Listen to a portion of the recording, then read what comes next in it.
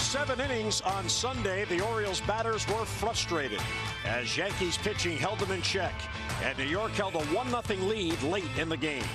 But then Mother Nature intervened, and when the game resumed, Matt Wieters stepped to the plate, and with one swing of the bat against Aroldis Chapman, he gave the Orioles a lead they would not relinquish. Can the momentum keep going with Kansas City in town? Find out next. O's and Royals up next on MASN.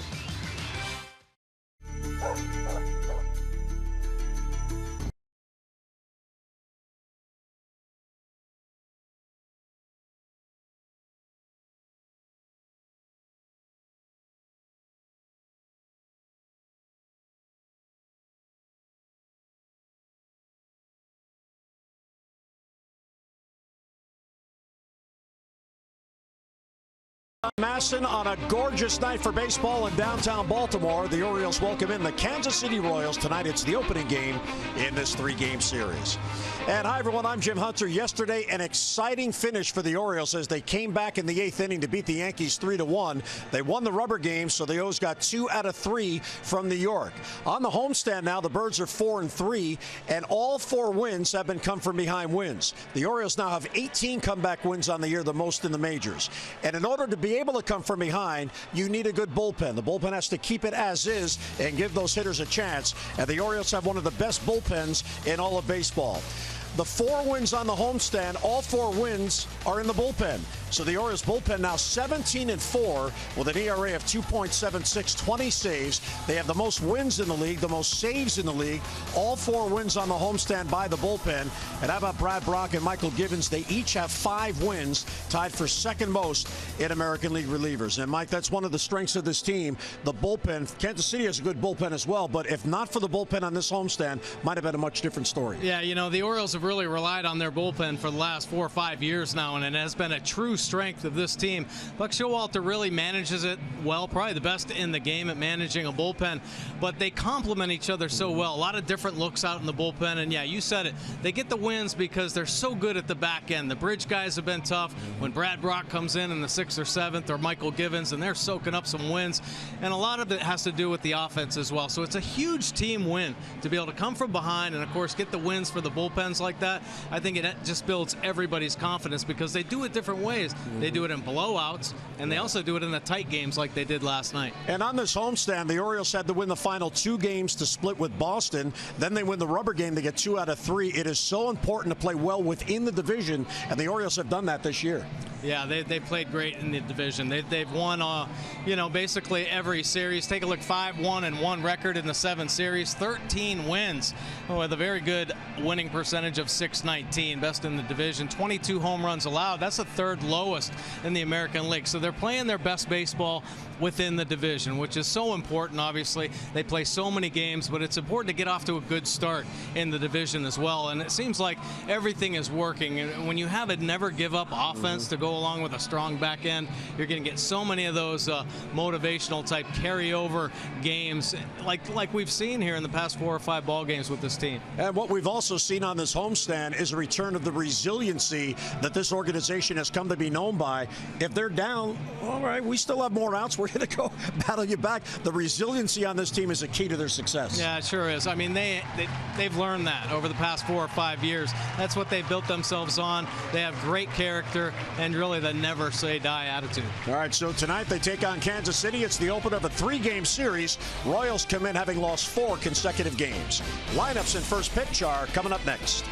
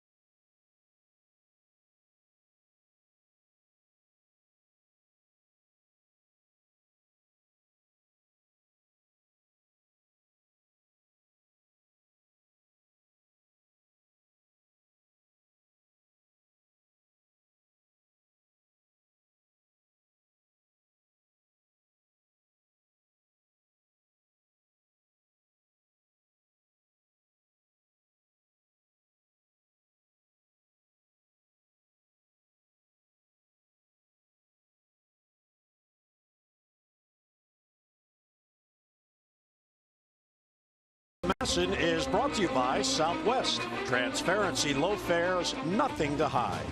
And by Ocean City, Maryland. Let us show you a good time in Ocean City, Maryland. Book now at ococean.com.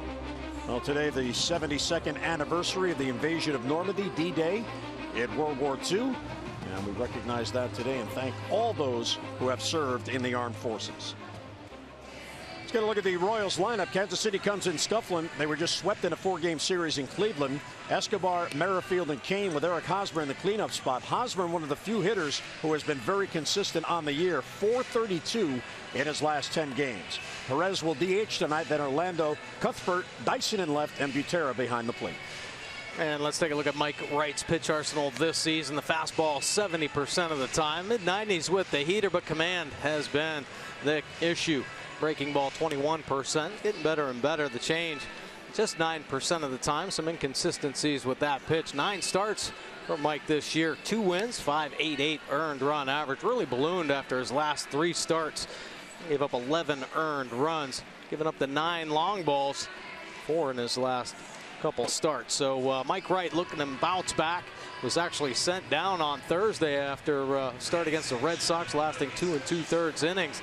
He's going to work on his pitches and his command, but due to an injury, Darren O'Day, they kept him around and making the start tonight and looking for a little bit more success out there on the bump. Yeah, that was a situation. Somebody was going to have to make this start tonight, and when O'Day had to go on the DL, they were able to recall Wright because he replaced an injured player. Had that not occurred, who knows who would have started this game tonight. And that may have affected how T.J. McFarland was used over the weekend, and T.J. picked up the win yesterday. So all of these moving parts, if you will, it has to be thought of ahead of time. It sure does. I mean, you've got to look forward. Buck Showalter thinking about managing his bullpen, the arms he has, the ones he's got to keep in his back pocket. And here it has worked out with Mike Wright making the start in this game 1 and 3 against the Royals. And he gets ahead of Alcides Escobar, 0-1. Escobar, you see on the road trip, just 2 for 16 with a double. The 2 guys, if you're the Orioles, you'd love to see kept off base are Escobar and Dyson because of their speed. And down and away, 1-1. Mike Wright, it's his 10th start, 11th appearance. Showalter and John Russell looking on. And a bouncer foul, so it's 1-2.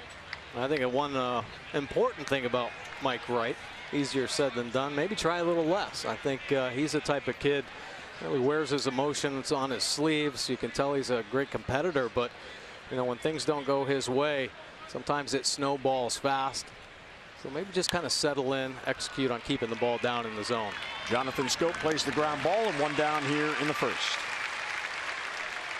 Take a look at the Orioles D here. Reimold, Jones, and Rickard in the O's outfield. Machado and Scope, the double play combination. Yanish getting the start at third. Davis back over at first base. And the hero in last night's game, Matt Wieters, behind the plate. Here's Whit Merrifield, the rookie getting a chance to play. Boy, he earned it. 27 years old, Mike. 7 minor league seasons before getting a chance. Grinding through, putting up some pretty good numbers.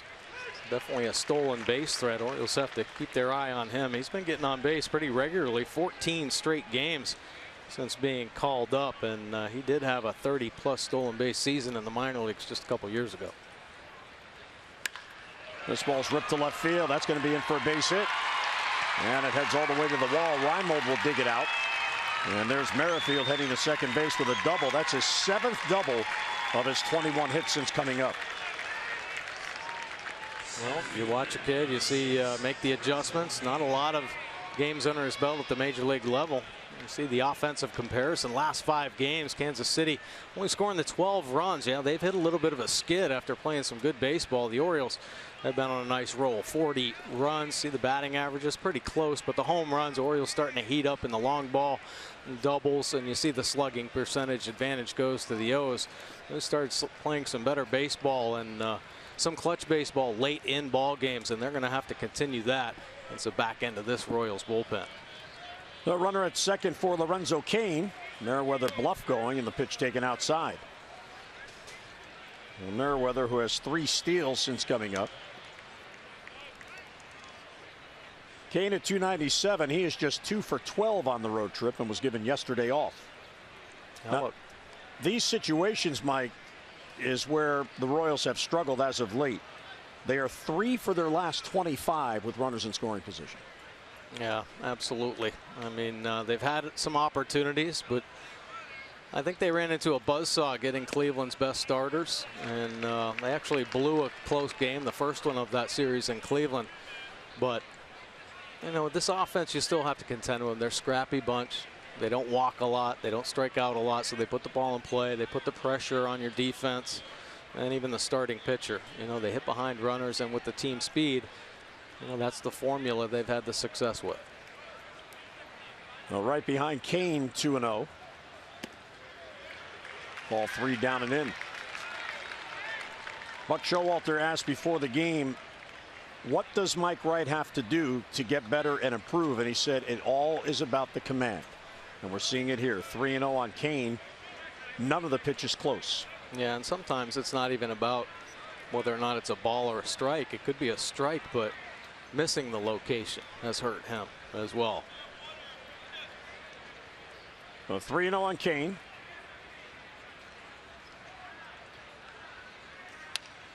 And he had the green light and fouls it back. Mike Wright hasn't won since May 14th when he beat the Tigers. But he also hasn't lost. He has amazingly no decisions in his last 3 starts, despite, as Mike told you, 11 earned runs in 12 2/3. Yeah, and he's been actually aided by some relief pitching help and some obviously clutch hitting late in ball games. The Orioles have won 4 games for him from the bullpen. Scope sneaking in, but back easily is Merrifield. Which I think is another good sign for this team. You know, if a pitcher gets hit around a little bit early in a ball game, do you keep your focus for the 9 innings? And nice little pickoff move here. Make sure you let Merrifield know you're thinking about him. 3-1 on Kane, 1 on, 1 out. And there's a walk. So that'll put 2 on with 1 down for the hottest hitter on the Royals team.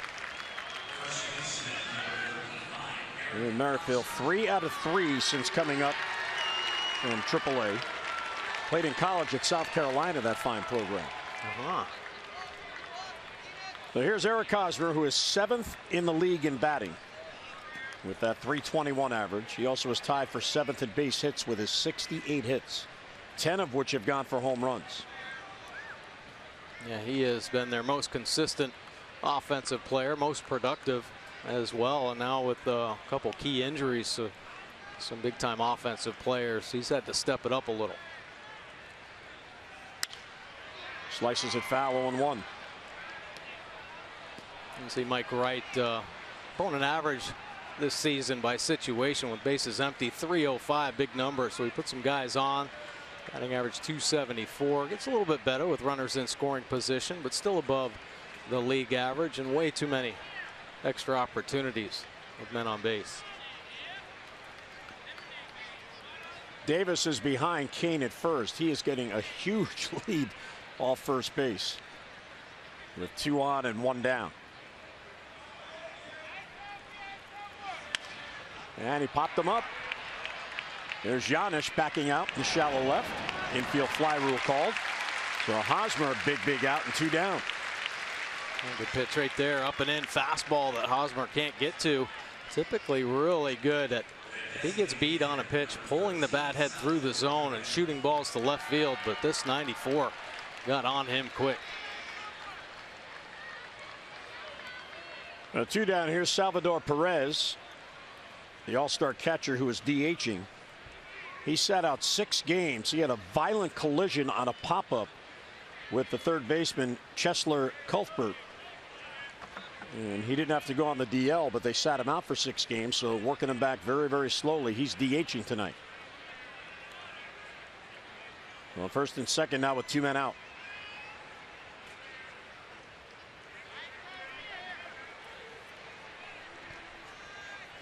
Now, And sometimes, you know, here we have a young middle infield. Of course, Manny, not a lot of experience at shortstop at the major league level. Sometimes when you have a pitcher like Mike Wright, who really needs to focus on the glove, driving the ball downhill, take that pressure off him and start working the runner at second base yourself. So Mike doesn't even have to think about him. Maybe just go up and get in his ear.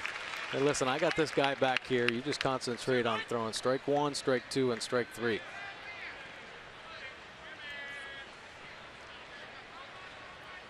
He loves pitching from that first base side of the rubber. He's been ahead of 4 of the 5 hitters so far early on. And misses down and away, and Wieters with a nice scoop. Matt Wieters, a good backhand pick right there, but coming up, looking to throw to a base. The guy's getting off there. Merrifield's extending his lead. Of course, Kane at first base.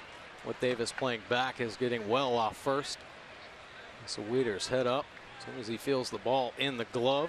To throw behind one of these Royals players.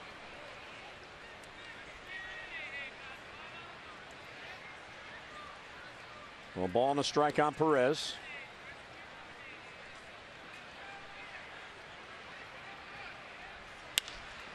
Lifted towards center field. Adam Jones has a play, and Adam will get there, and Mike Wright gets out of it. So 1-out double plus a walk, 2 left. We'll head to the bottom of the first. Kansas City nothing, and here come the Birds.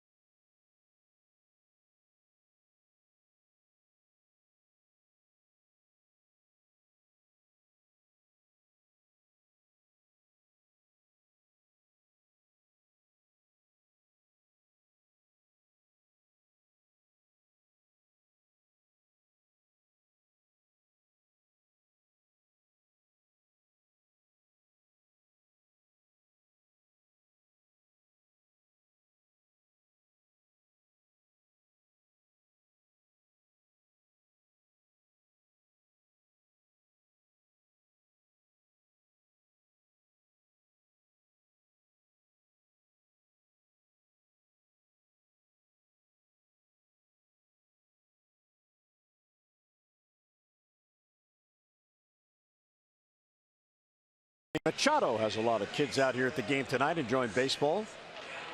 Congratulations, Manny, on doing that. Nice gesture.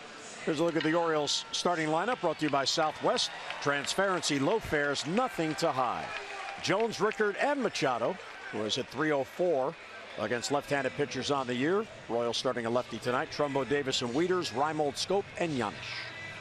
And let's take a look at Danny Duffy's pitch arsenal this season. The fastball 73% of the time. It's a good one.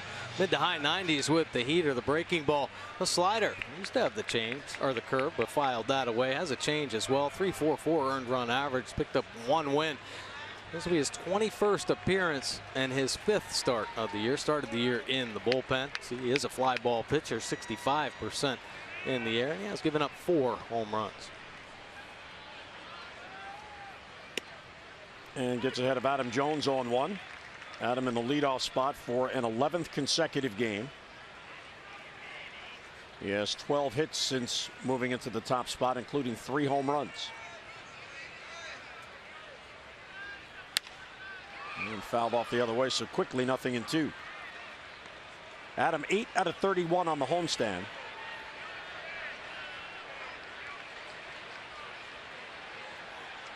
He is 1 for 13 against this left-hander, Danny Duffy. In fact, you look at the numbers of the Orioles starters tonight, really no one has glowing numbers against Duffy. And there's a changeup and a 3-pitch strikeout. A pretty good change, taking about 10 miles off the fastball. Good arm speed. right down the middle. This guy is a strike thrower. All of his pitches. He's over 70% strikes. And he'll challenge hitters with his fastball. Righty's going to see that fastball change combination. A few sliders mixed in, and fastball slider change to the lefties. Here's Joey Rickard playing in right field tonight. And he'll take up an in 1-0. Joey not getting as many starts as he had been. He is 2 for 7 on the homestand. Yeah, because of that man right there heating up. That's exactly right. Man. Center field playable for Kane. And Lorenzo has it. 2 quick outs here in the first. Let's take a look at the Royals defense behind Duffy, Dyson, Kane, and Orlando. In the Royals outfield, Escobar and Merrifield in a double play combination. Cuthbert, the young third baseman, is called up due to the Moustakas injury, and Hosmer over at first base. Butera getting the start behind the plate today, and he has certainly made the most of his opportunities, hitting over 300 this year. So 2 down on just 5 pitches. Here's Manny. Manny at 308. 68 base hits, tied for 7th most in the league. Oh, good cut, and he found it back on 1. Manny on the homestand, 6 out of 27 with 1 home run. But he does have 6 RBIs in the 7 games. Including the game winner the other night in that slow roller to third. Oh, yeah. Up and in 1-1. Danny Duffy out of California. He was a 3rd-round pick back in 2007 out of high school, and he made his major league debut 4 years later in May of 2011 at the age of 22. Now back of the plate, 1-2 on Manny. And at a healthy cut right there. A little big, gearing up for the fastball. Looking out over the fence a little too soon. Stay on it a hair longer. Make sure you square it up.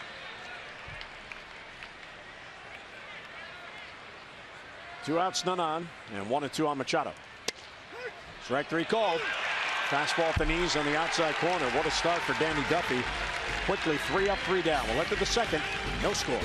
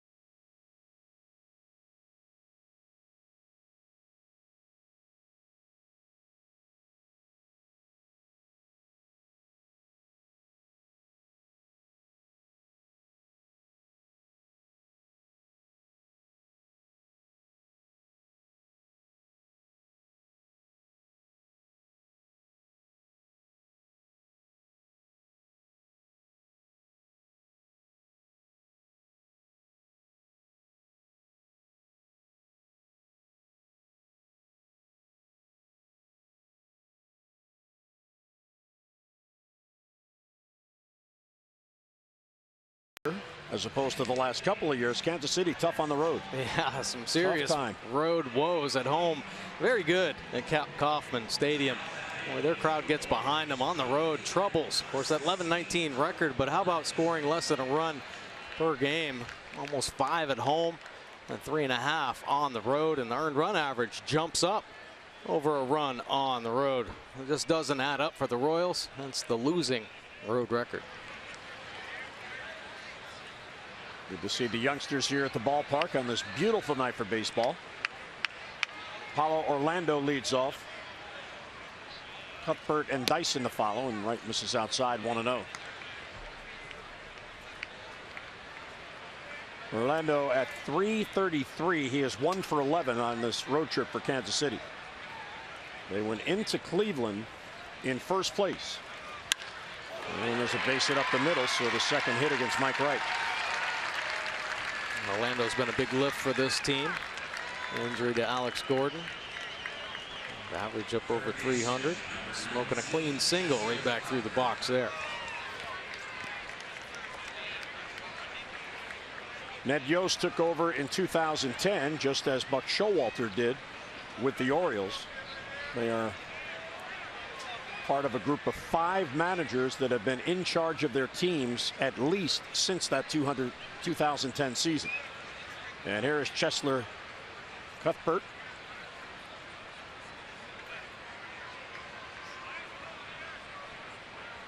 Called up May 23rd for the second time this year, and he'll take ball 1. He actually got a cup of coffee last season. And, only 23 years old. They love his defense. One of 14 natives of Nicaragua to play in the big leagues.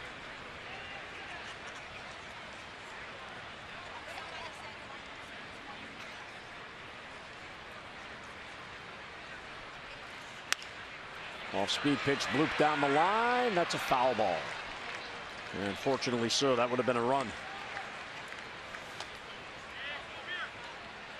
And the youngster has a souvenir.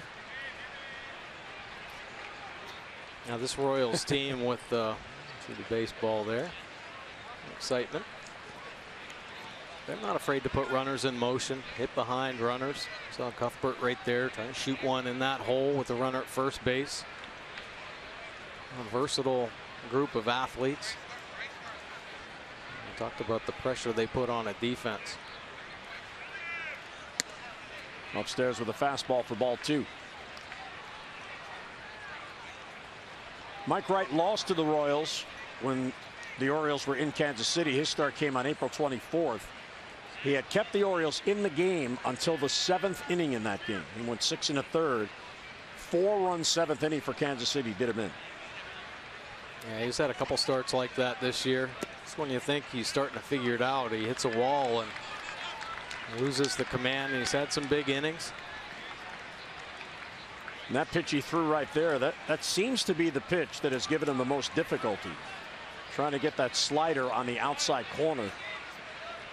That one bounced in the other batter's box. And he's behind Cuthbert, 3-1 with a runner on and none down.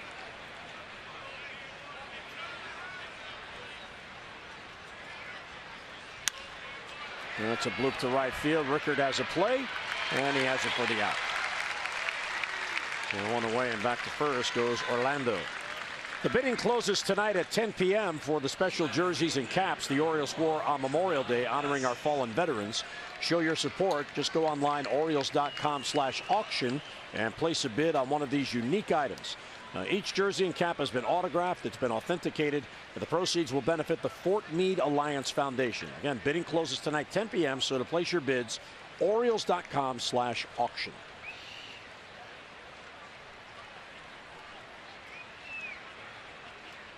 Here's Gerard Dyson. He's playing in left field. And he'll take ball 1 down and in. I like the way Mike's keeping the ball down in the zone right now, though. A lot of times it's just controlling his body. He's a big guy, and if there's any kind of leak or if something leaves a little too soon, typically his front side, that's when you're going to get the command issues. And now staying pretty true, waiting for his arm to finish, and then letting the rotation begin here. It looks like really concentrating on that. A lot of good pitches in the bottom of the strike zone. He allowed 4 home runs in his no decision against the Red Sox last Wednesday, a game the Orioles came back and would win. 9 home runs on the year, and 4 came in that last start. And a little bit low good take there by Dyson. Now the Orioles over the last couple of games are doing a much better job keeping the ball in the ballpark. From May 22nd to June 3rd in an 11-game span, Bucks pitchers allowed 28 home runs in 11 games. but they have not allowed a home run in the last 2, and the streak is now 25 consecutive innings without a long ball. This could be 2. Manny will run to the base and then fire, and he gets the double play. So Mike Wright gets out of it, leadoff single, and none left. Nicely done by Manny Machado. Mid-second at Camden Yards, Manny Machado turns the double play. Birds come to bat in the scoreless game.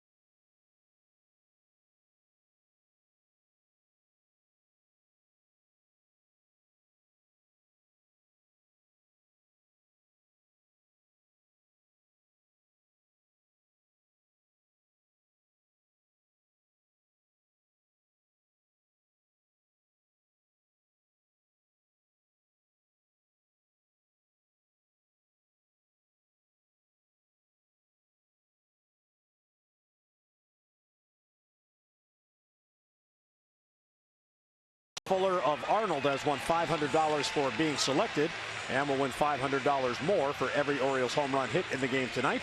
Play home run riches scratch-offs and win up to $50,000 or enter non-winning tickets for a chance to be the contestant of the game. Visit mdlottery.com/baseball. The fans up there in the center field bar enjoying Orioles baseball from center field. Here's Trumbo and a swing and a miss 0-1. A little tail on that fastball from Duffy. This guy, Duffy, should play right in the hands of the Orioles. A great fastball hitting team. 70% fastballs coming out of that left arm. Problem is they haven't had good success against lefty pitchers. Well, the Orioles yesterday were able to win a game without a home run, which for the Orioles certainly is news. It was just their 7th win on the year without a long ball. They're now 7-12 without home runs. Trumbo to center field. Kane has a play. And over in left center field, he gets it for the out. 1 down. So 1 down here, 4 in a row retired by Duffy. Fans text Masson's word of the day, which is mile, to 29292 for your chance to win a meet and greet with Chris Davis. That's mile to 29292, brought to you by Mile One Automotive, offering you 20 convenient locations throughout the Baltimore area. Visit us in-store or online at mile1.com. And here is Mr. Davis, who's looking to find that stroke. And he'll take a strike. Tough homestand for Chris. He is 2 for 23 on the homestand. That's a .087 clip with 1 home run, and it was a solo.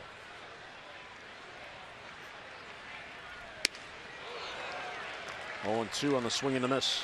Yeah, Chris gets in these little funks where he'll start taking pitches and he'll get bored with drawing walks, you know, them pitching around him, trying to get him to expand. And so he'll just start hacking, trying to get him out of there, and unfortunately it leads to some. Davis hitting the back on an 0-2 pitch, so even though it hurt, the O's get a base runner. Wow. I guess that's a way to keep the batting average down. Just go ahead and drill a left-handed hitter that comes up. Duffy very strong against lefties throughout his career. This year no different. You see the frustration losing that fastball command. Well, the 2 first basemen talking it over. You know, that's the last thing Duffy wanted to do ahead 0-2 in the count. That's the third batter he's hit on the year. And the first base runner for the O's. Here's Matt Wieters. Pops up the first pitch. Hosmer and Merrifield. And Merrifield, the second baseman, takes it for the out. Well, that was up there for a while. Merrifield the smile, but took a different route trying to handle that infield pop-up.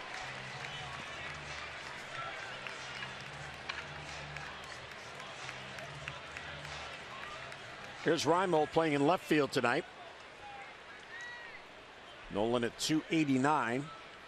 He is 2 for 9 on the homestand.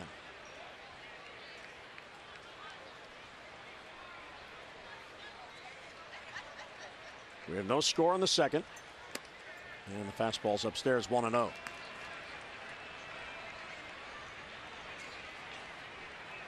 Nolan's had himself a real good start to the season this year. Not playing every day, but when he does, he makes a difference. He makes an impact in the game. Whether it be defensively or offensively. Drew a big walk the other night. On base percentage up around 350. He is 0 for 3 and limited at bats against Danny Duffy, who has pitched well against the Orioles in his brief career. He is 2-1, and his ERA against the O's, Mike, 2.25. Fouls it back. He's had success in the bullpen and as a starter. Take a look at Danny Duffy, opponent average by situation this year. Bases empty, just dealing 183, keeping them off base, but when they do get on, the number jumps up 333, then 324 with runners in scoring position. There's down with the 2 outs. And he got him. Another changeup, swing and a miss. So 3 strikeouts through 2 innings. Hit batter, man left through 2. Pitchers are in control.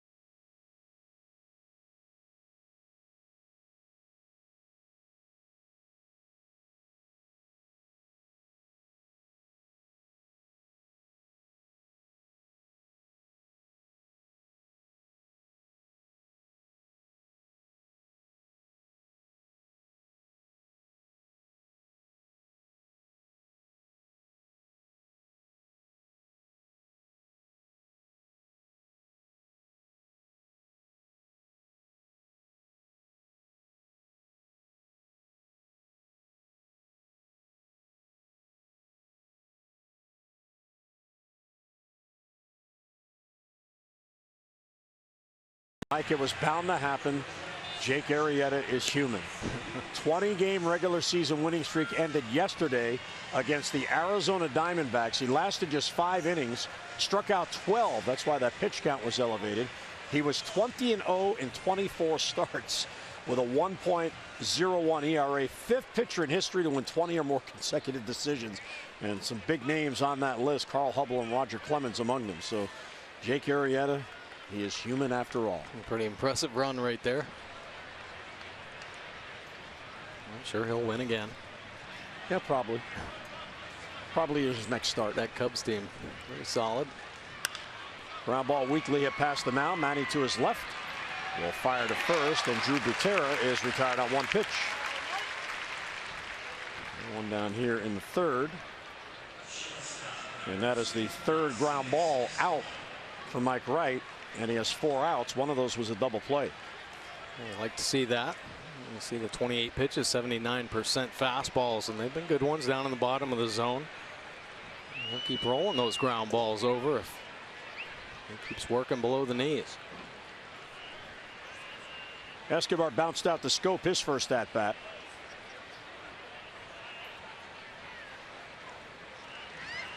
You know, it's really surprising to see these two teams this late in the year and where they are in team fielding. Normally, they're 1 and 2 or both in the top 5. Ned Yost and Buck Showalter have the same philosophy. You have to be able to defend to play on their teams. And the breaking ball misses outside. The Orioles are in just a funk defensively. They have committed 18 errors in their last 17 games. And they have gone from first in the league in team fielding to 12th in those 17 games. 33 errors on the year. To his left is Giannis, and he'll get Escobar and 2 men down. Kansas City is 7th in team fielding. They've committed 29 errors. Don't forget, tomorrow the Orioles and Birds and Royals are here at 7:05 at Oriole Park. First 20,000 fans 15 and over will receive an Orioles golf umbrella presented by Visit Sarasota County. Celebrate summer with a great night out for family and friends, and pick up this new colorful way to show off your orange and black.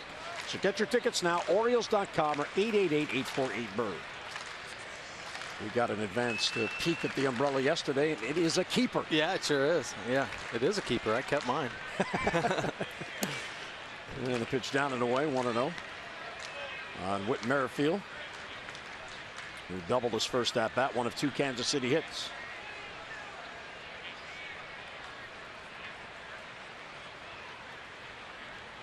What Mike Wright is hoping to accomplish here, of course, he'd like a win. He hasn't won since May 14th. But the Orioles have just 1 win by a starter in the last 17 games. 1. And that was Chris Tillman last Sunday in Cleveland, a game in which he gave up 4 runs but hung around long enough and got the win. Right. 1 win in 17 games from the starters. There's a fastball for a strike. There's Mr. Tillman, who will pitch on Wednesday. Yeah, Tillman for sure has been the team's most consistent starter. He's stepping up as the team's ace. And they needed somebody too.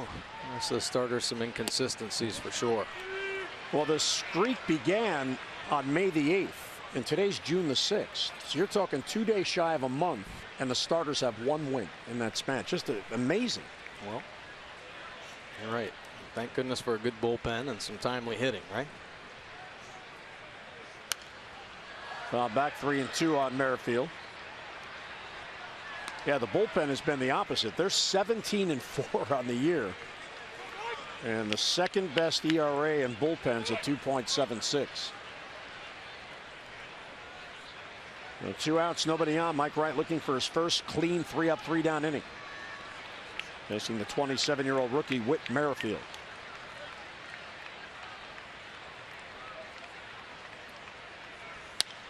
And fouled off the other way. Good fastball right there. Driving it down and away. Holding some good velocity, 96 miles an hour. Well, Mike Wright, without a doubt, has the arm to be a power pitcher. And you mentioned earlier, what type of pitcher is he going to be? Shouldn't that be the focus? If you're Mike Wright, you possess that arm? Well, you got to be able to harness the command, though. I mean, there's a lot of guys that can throw it hard. Popped up to shallow center, long run in for Jones. Adam will get there. And Mike Wright has his first 3-up, 3-down inning. So nicely done by Wright. Mid-third at Camden Yards. O's and Royals, no score.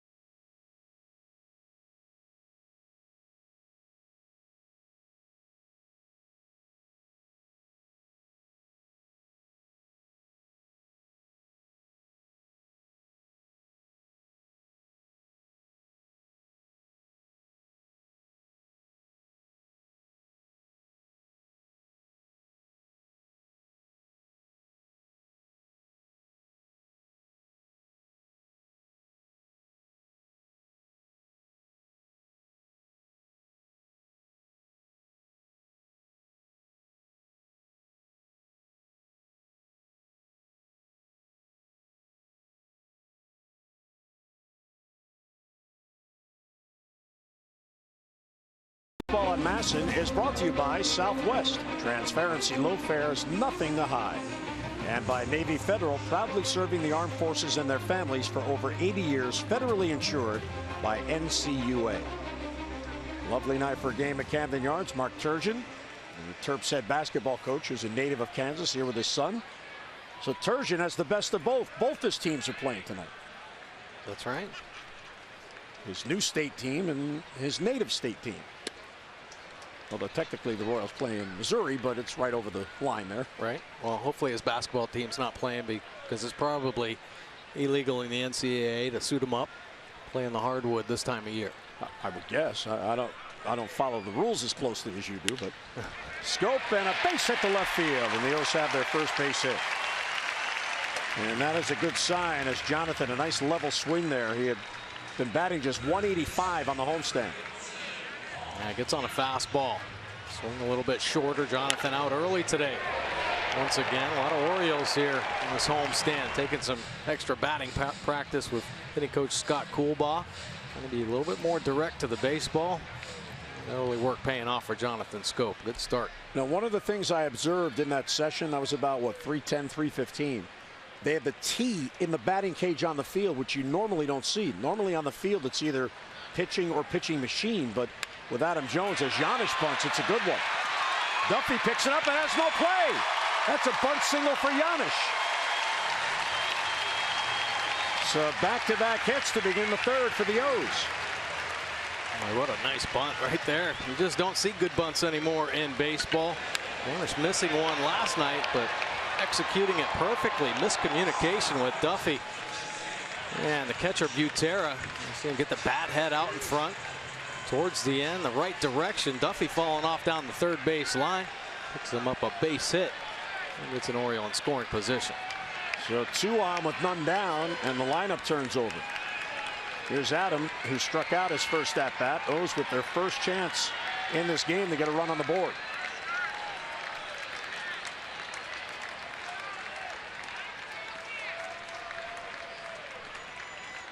And Adam bunts. Duffy this time spins and throws, and he gets his man at first base. Now that'll probably go as a sacrifice, but I think Adam there was looking to bunt for a base hit. I think so too. But nice job getting 2 runners in the scoring position. See Adam drop back. Oh, the push bunt approach right there softens it a little too much. Isn't expecting it to die there. Giving Duffy a chance. Probably trying to push it by Duffy. Force the second baseman to come in and make the play, but still well executed by Adam Jones, getting Giannis and Jonathan Scope in the scoring position. Yeah, very unselfish at bat for the Orioles. That is just their second sacrifice all year. And the man at the plate, Joey Rickard, has the other one. So Adam, a team at bat there. Now we'll see if Rickard can come through. And a strike in the corner, 0-1. You don't often see the Orioles play for a run, try to manufacture runs, but that was a good idea by Adam Jones. I'm sure he did it on his own. And foul back, so Rickard down in the count, 0-2. So here the Orioles playing a little bit of small ball. Take a look at Joey Rickard in on third, less than 2 outs. He's been able to score him 4 of 9 times. Joey real good putting the ball in play, battling through it. Bats, slashing, diving all over the place in there, trying to put the ball in play. But the Royals pulling him in on the corners. Hosmer in tight on the grass. Ball gets over there. His play is the plate. And the 0-2 is swung on and popped foul. It'll find its way back into the crowd.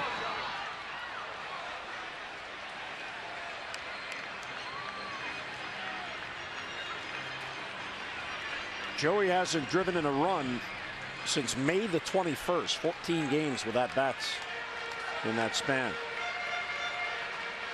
He's sitting at 11 on the year. He's got Scope at third and Giannis at second with 1 down. 0-2 the count. And he got him with a changeup.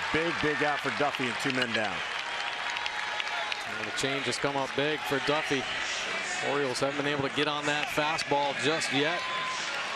And the late fade, 86 miles an hour. Just off the bat had a record. And you see how he approaches the 2 strikes. He'll use the legs. He'll reach out there. Duffy taking enough off to get him out in front. And Butera out for a chat. 2 down. Here's Machado, who was called out on strikes his first at bat.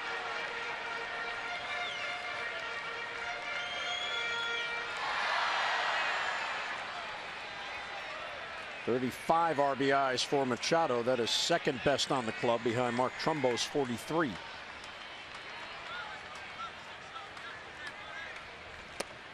And he doesn't chase the changeup. 1-0. Manny is now 0 for 9 against Duffy in their head-to-head matchups.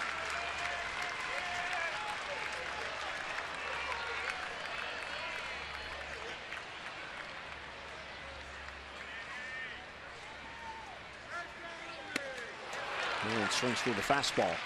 1-1. Well, there's some pretty good life on that fastball. Actually up in the zone. See Manny Machado's power zone. Likes it up and out over. He'll expand the top of the plate. Wants to extend those arms. Oh boy, one of the best at hitting the high fastball in the game. Right now he's trying to hit the high fastball 500 feet. Keep that bat head short. Stay on top of the ball. 2-1 as he lets it go by. Danny Duffy 25 and 30 in his big league career. He's been pitch efficient so far. Manny's got Scope at third and Giannis at second and 2 down.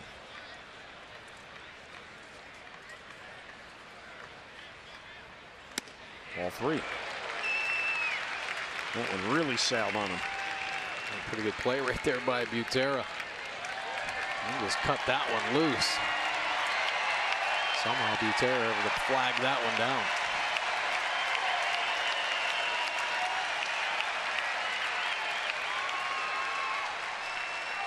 Well, 3-1 on Machado. Second and third with 2 down. And a swing and a miss. Another changeup. Very effective pitch early on here. Sure is. You gear up to hit the mid-90s fastball. Holds the string on a hitter's count. Get Manny out in front. Best pitch in the game right there. 4-seam change off a 4-seam fastball. If you can sell it with good arm speed and keep it down in the zone and have a lot of success. Duffy's change working very well for him right now. Pitching coach Dave Island impressed with the work. Of course, Duffy, this is his 5th start. Started the year in the bullpen. We talked about that. And getting better and better. They joined the rotation May 15th. Yeah. Well, 3-2 on Manny. And he got him. Fastball inside. So after the sacrifice by Adam, back-to-back strikeouts for Duffy. And the Orioles strand 2 in scoring position. Through 3 at Camden Yards, Kansas City and the O's, no score.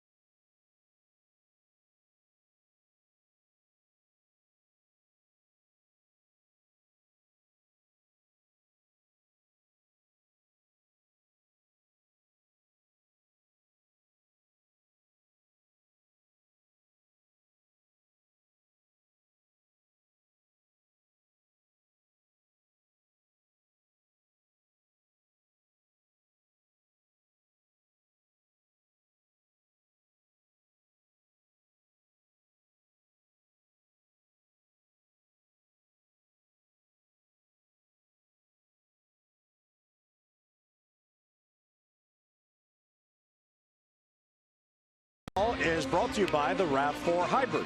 All-wheel drive and unexpected performance. Visit buyatoyota.com. Well, just a perfect night for baseball here at Camden Yards. Each team with 2 hits and no score through 3 innings. Mike Wright has had back-to-back 11-pitch innings. He's looked really good. Working the bottom of the zone. Fastball command right there. He's trying to be as focused as possible. Keep the positive thoughts in there. And pitching coach Dave Wallace gave him 1 or 2 keys. You don't have to think about too many things on the mound. Trust what you've worked on. Stay aggressive in the bottom of the zone. And a strike to Lorenzo Cain.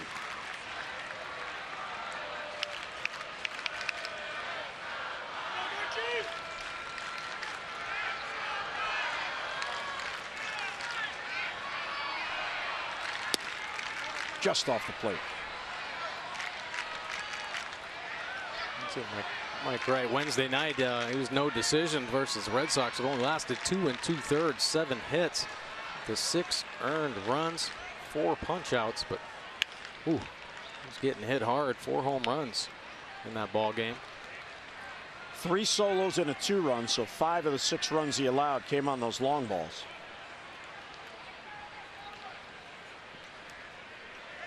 Kind of seen him throw right now in the early part of this ball game. He appears to have made an adjustment. Like he's on top a little bit more, getting more sink action. Yeah. Perfectly placed fastball there, and he gets Cain 1 away. Working a good 2-seamer away, and then Wieters wants it in, and he executes perfectly. Nice late run underneath the hands of Cain. Well done there by Mike Wright. You know, Buck made an interesting point in his pregame presser today when he was asked about Mike Wright. Said they had a long talk when he was sent down prior to the O'Day injury, and then of course brought right back, and he said for Mike Wright, he's getting a do-over because he wasn't supposed to be here. He was optioned out. The move was made, and Dunsing was added to the bullpen, and because of the injury to O'Day, he was brought right back so he could make the start tonight. So you rarely hear managers word like that. Yeah, he's getting a do-over. Right. So what's he going to do with it? There's Brian Dunsing in the Orioles bullpen, now one of 3 lefties out there. Strike on the corner. Well, it looks like he's staying within himself right now. And at one point, he spiked a fastball, and he kind of turned around. Looked like he thought about it for a second, and those are the times you wonder if he's losing it a little bit. Got right back in there, stayed aggressive in the bottom of the zone, and he's continued to do that. Changeup misses outside. 2-1 on Hosmer. Wright retired Hosmer in the first with runners at first and second and just 1 down. Pulls that one. 3-1. Hosmer was Kansas City's first-round pick in 2008. He was the 3rd overall pick in that draft. Tim Beckham, who has underachieved with Tampa Bay, went number 1 overall. And Pedro Alvarez, who's now an Oriole, went number 2 overall to the Pirates. And then it was Hosmer, number 3. And he lines it into left field for a base hit. The right fell behind. Hosmer looked at fastball, and he didn't miss it. 1-out base hit. Kansas City has its 3rd base hit off Mike Wright. Here's a look at our upcoming schedule presented by Mile One Automotive, offering you 20 convenient locations throughout the Baltimore area. Visit us in-store or online at mileone.com. Well, 2 games remain on the homestand, both against Kansas City, both tomorrow and Wednesday at 7 o'clock. And then the team heads off on the road for a 7-game, 8-day road trip, including a day off next Monday in Boston. Going to do the duck boat tours? No, I'm not going. What? I know you're going to be sad, but Jeff and Kayla get married Saturday. I have to show up. My son's getting married. They'll disown me. Here's a strike to Perez.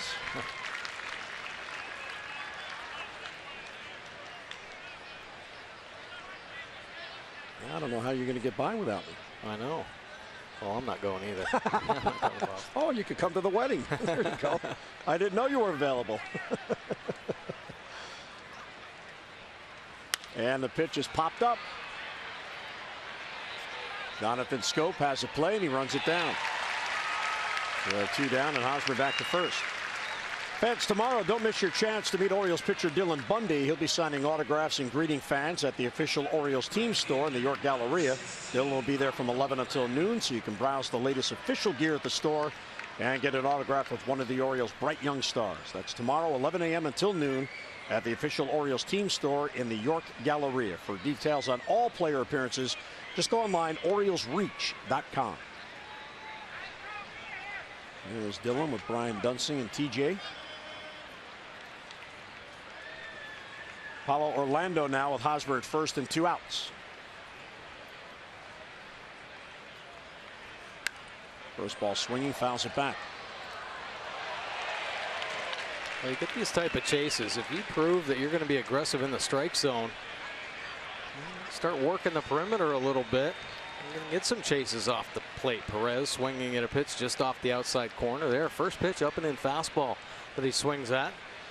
The reason being Mike Wright showing that he's going to throw strike one. He's going to get ahead. He's trying to be aggressive on that good fastball. Orlando single to center field, his first at bat. He lays off the fastball in the dirt.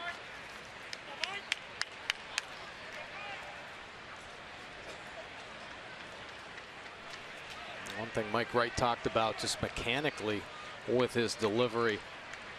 That's about how he rotates a little too quick sometimes before he releases the baseball, which leads to a lot of inconsistencies.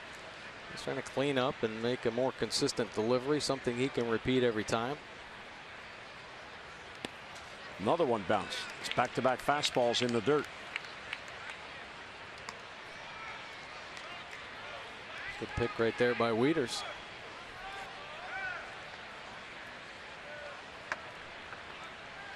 Took Paulo Orlando a while to make it to the big leagues. Last year was his first big league time.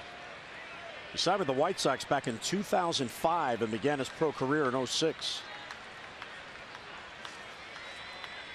So this is his 11th professional season. And a ground ball to Manny. That'll end the inning. He'll flip the scope. Hosmer's forced at second base, and Mike Wright works around a 1-out single. Led to the bottom of the 4th. O's come to bat, no score.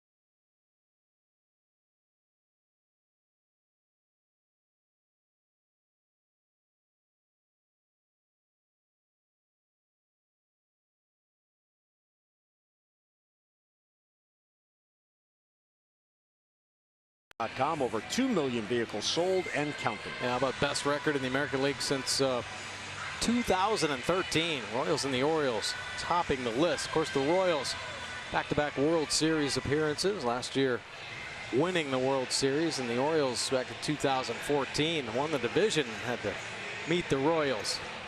And the Royals ended up beating them in the championship series. Trumbo, Davis, and Wieters against Duffy.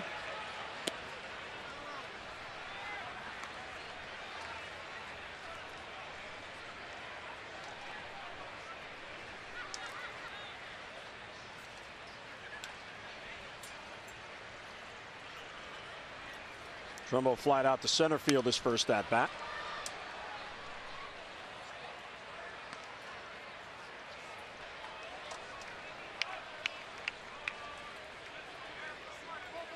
Marcus hit 3 home runs and driven in 6 on the homestand. He's also scored 7 runs. He scored a run in 5 consecutive games. One of those unlooked at trends. And that shows you how often he's getting on base if he's scoring that often.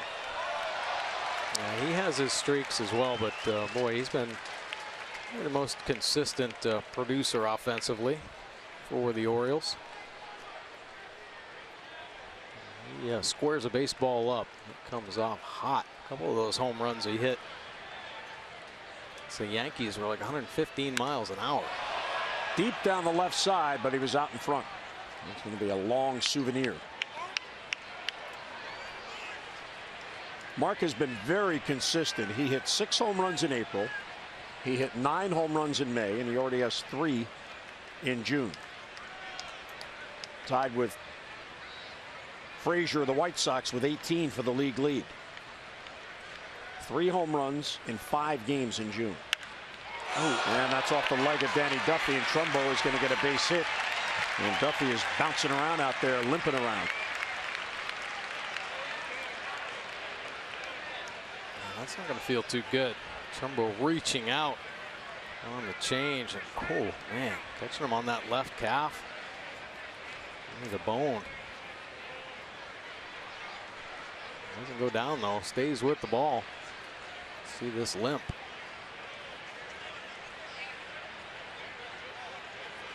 So it hit him on the right leg. That's the landing leg for the left-handed pitcher.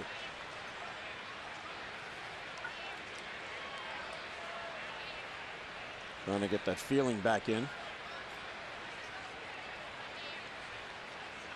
See that ball tailing away and Trumbo staying on it. It hit him on his left leg after the follow through, so it's the push off leg.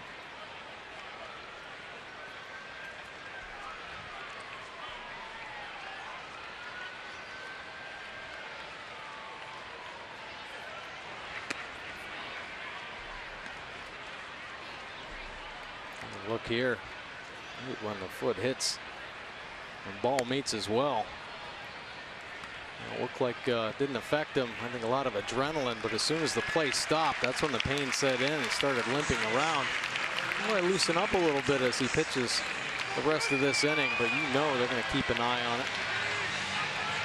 Tightening up. 39 pitches thrown. First stuff, we talked about him coming out of the bullpen, so they're trying to get his pitch count up. His last start up in the 70s. Well, Trumbo on at first. Second straight inning. The Orioles have a hit to lead off the inning. Here's Chris Davis, who was hit by a pitch his first at bat, and Trumbo chased back to the bag. Danny Duffy has heard of that 1 stolen base that Mark Trumbo has. Yeah.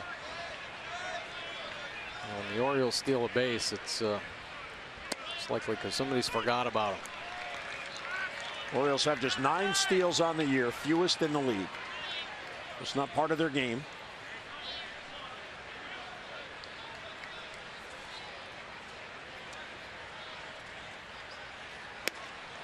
Swing and a miss. For Davis, quickly down in the count, no balls and 2 strikes. Chris is hitting 182 against left-handed pitching on the year. Having a tough year against the lefties. Strike 3 call, fastball right there. So that is 6 strikeouts for Duffy, and that's a big out. As Trumbo cannot advance. Yeah, Chris searching a little bit right now, trying to do some different things. 2-strike pitch. See him get the front foot down early, trying to take the body out of it. And Duffy paints a fastball in the outside corner. Matt Wieters now. We'll look at an off-speed pitch low. Matt swung at the first pitch in the second inning, popped up to second base. He's got a 4-game hitting streak going.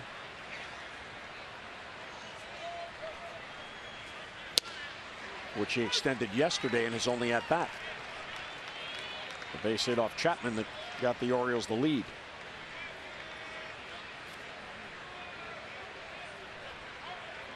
Well, after seeing Chapman yesterday, Duffy must look like a thumb and lefty. Yeah.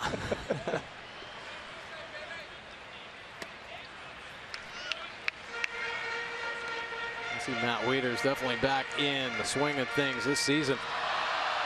Before and since May 10th. See the first 20 games, 211. Last 18, 369. Letting the ball travel. He's using the whole field. The home runs, 3 home runs, 16 RBI. Last 18 games. And there's Escobar to second one, back to first, and a double play easily turned by Kansas City as that ball was hit hard. Well, the leadoff single off the leg of Danny Duffy, but none left. Through 4, Kansas City and the O's are scoreless.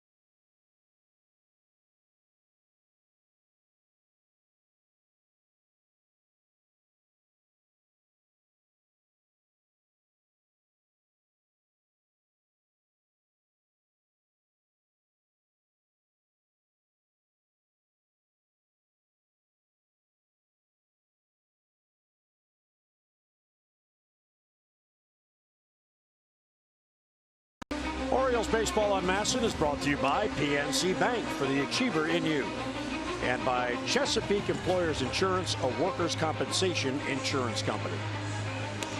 Still twilight here downtown on what was a lovely day, and Danny Duffy came off the field limping, and he and the trainer went down back towards the clubhouse to get a better look at the injured leg. And a hard smash off Trumbo, and looked like Dave Island went to the bullpen phone just in case. Yeah, make sure they're loose and ready down there. And Mike Wright, 4 scoreless innings on 3 hits, 53 pitches.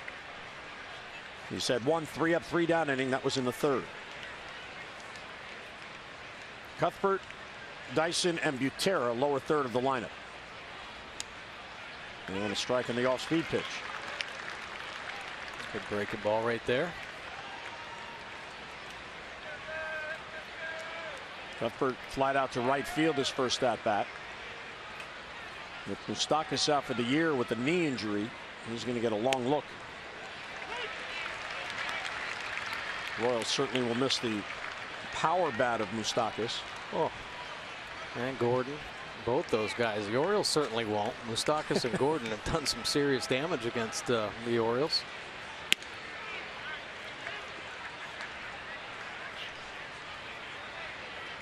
This is Mike Wright's 3rd start against Kansas City in his career. He is 0-1 with a very high ERA, 7.15. Wayne Kirby positioning the outfielders as always.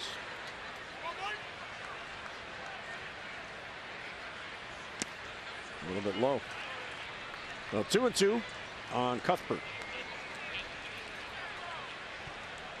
Signed with Kansas City in 2009, out of his native Nicaragua.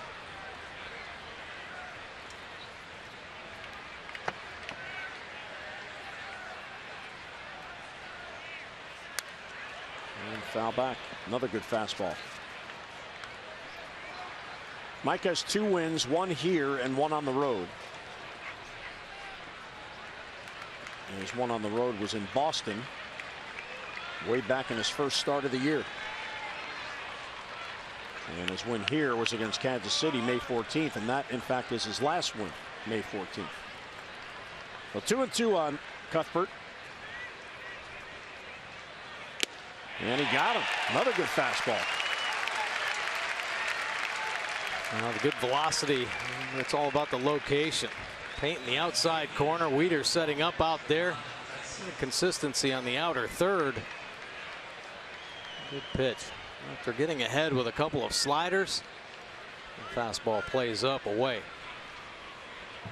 Well, Mike has retired 9 of the last 10 batters to come up. Gerard Dyson bounced into a double play to end the second.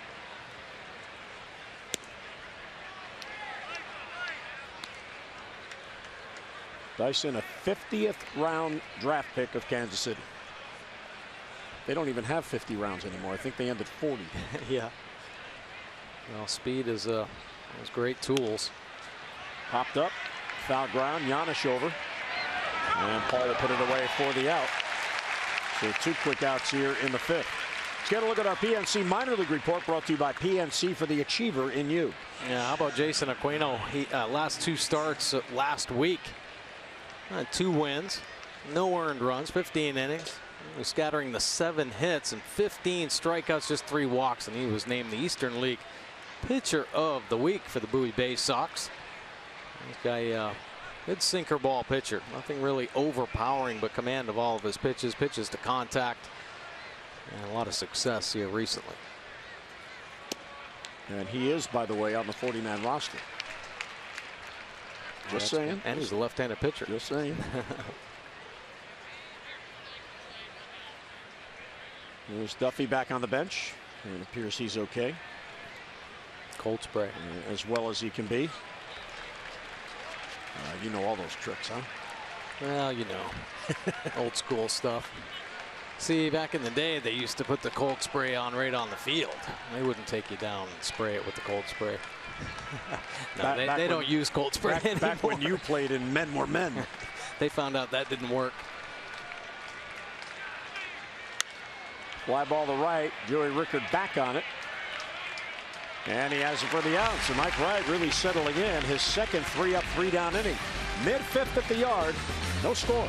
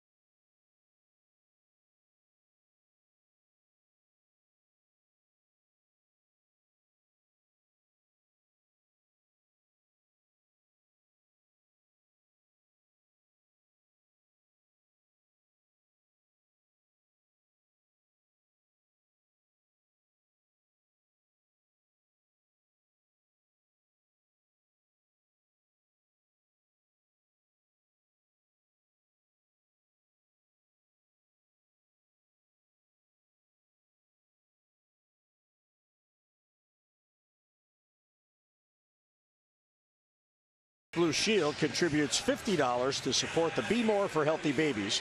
The Orioles have drawn 177 walks. That means a donation of $8,850. CareFirst Blue Cross Blue Shield encourages each of us to take that first step towards a healthier and a more active lifestyle. And start him young. Now he wants to be a catcher or a goalie. Or he just likes wearing the mask. Reimold leads off. Scope and Giannis will follow. And the fastball bounces 1-0 on Nolan. Let's see if that line drive off the bat of Trumbo that hit Duffy on his left leg on the follow through will have a lingering effect as this game continues. They don't seem too concerned about it. No bullpen activity for Kansas City. Yeah, I think they probably went down, made sure there no bone damage or anything they could be immediately concerned about. Definitely ice after the game.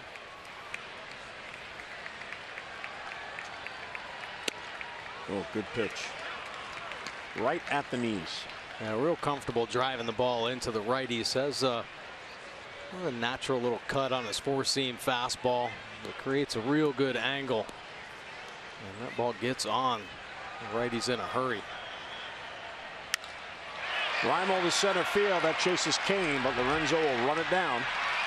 And onto the warning track for the out. One down. And Reimold is 0 for 2. Father's Day weekend at Oriole Park will be packed with new Birdland memories. The O's battled the Blue Jays that weekend. First on Friday, June 17th, don't miss Fireworks Night presented by BGE.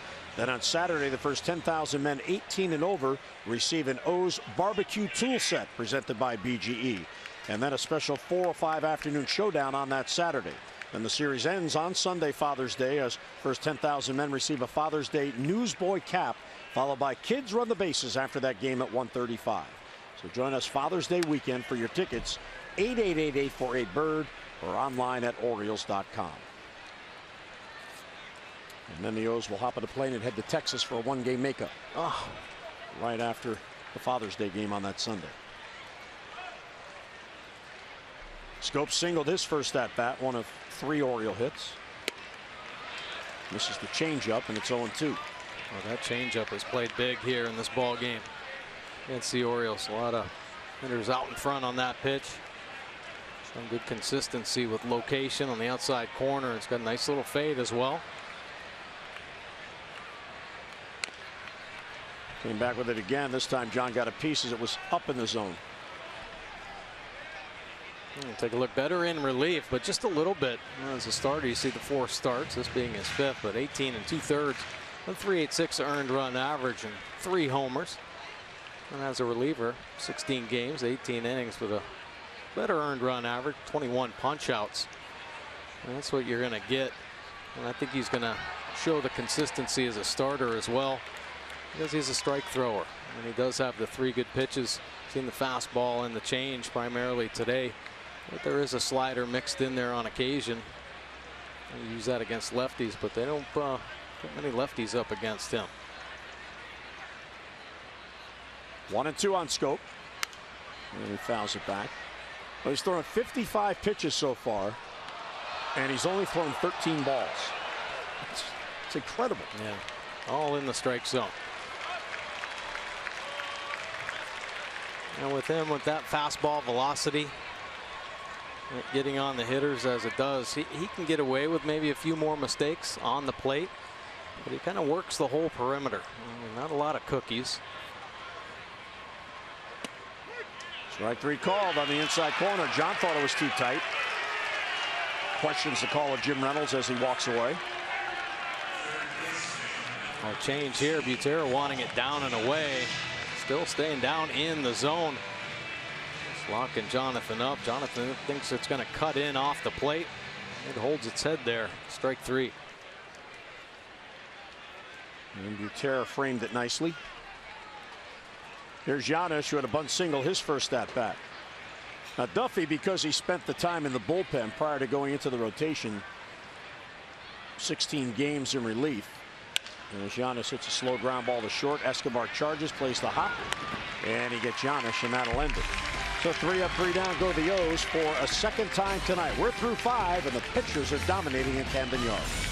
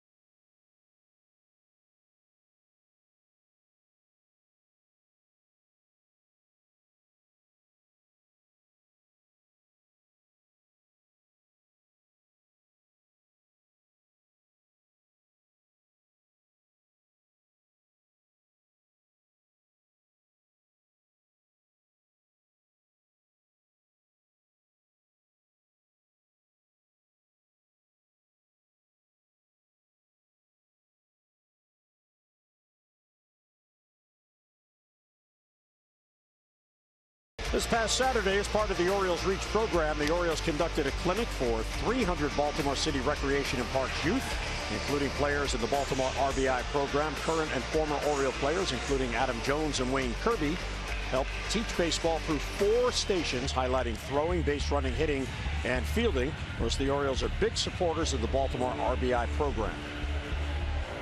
Looked like Larry Bigby there. Yeah, it was Larry Bigby. Adam Jones does a lot in the community, and what you respect about Adam, Mike, he's out there. He doesn't just write a check. And Wayne Kirby as well. He loves working with the kids, Wayne. Yeah, he talks the talk and walks the walk. Jones has been so big for Baltimore. And nice to see Adam recruiting some of the coaches and former teammates. Slider bounces in the other batter's box. So Escobar lays off 1-0. Top of the lineup for Kansas City here in the 6th. Each team has 3 base hits. Wright has walked 1. Duffy has not walked a batter, but he has hit a batter.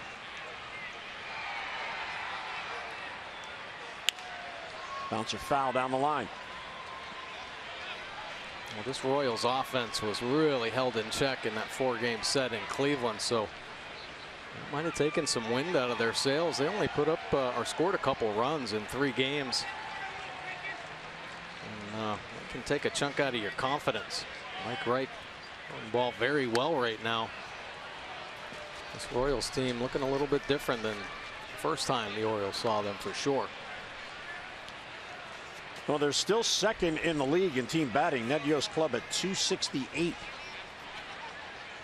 The Orioles yesterday picked up a win in which they got 6 hits, and all 6 hits were singles. They did not have an extra base hit yesterday. A little bit low again, the slider missing. That's the pitch that has been the most difficult for Mike to throw with consistency. Yeah, the problem is if his delivery isn't in check and that slider backs up, it's just spin there in the middle of the plate. So better to finish it down and away, especially when you get ahead. You're going to bury that slider. Good pitch. Got to throw it hard off the fastball.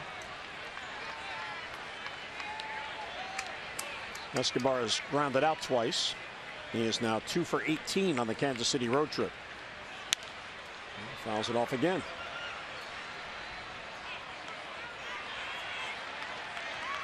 For Mike Wright, who needed just 11 pitches to get through a 3-up, 3-down 5th, about to make his 7th pitch in this at bat to Escobar.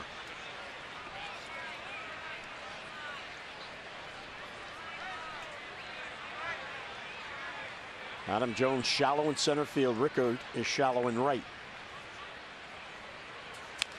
And another foul ball.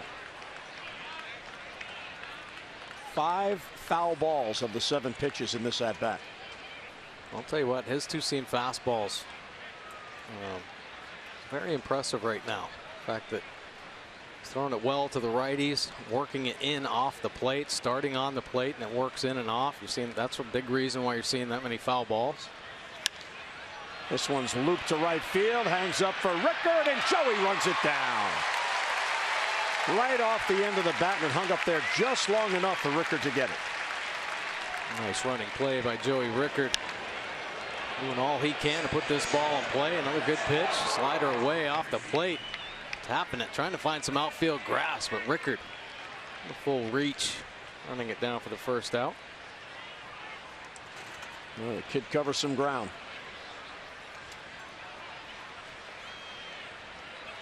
Whit Merrifield, the rookie, 1 out of 2 of the first inning double. He's got a baseball player's name. Yeah. Whit Merrifield. Fouls it off. The lights are just about now starting to take effect. Beautiful twilight overhead. Just a gorgeous day all around in Baltimore. Somebody working late in the warehouse, or is that the sun reflecting as it sets? Close pitch, 1-1 the count. Yeah, good try. Good miss right there. Purposeful pitch. Close, trying to bring that two-seamer back. Could have gone either way. Back to the screen, 2-1.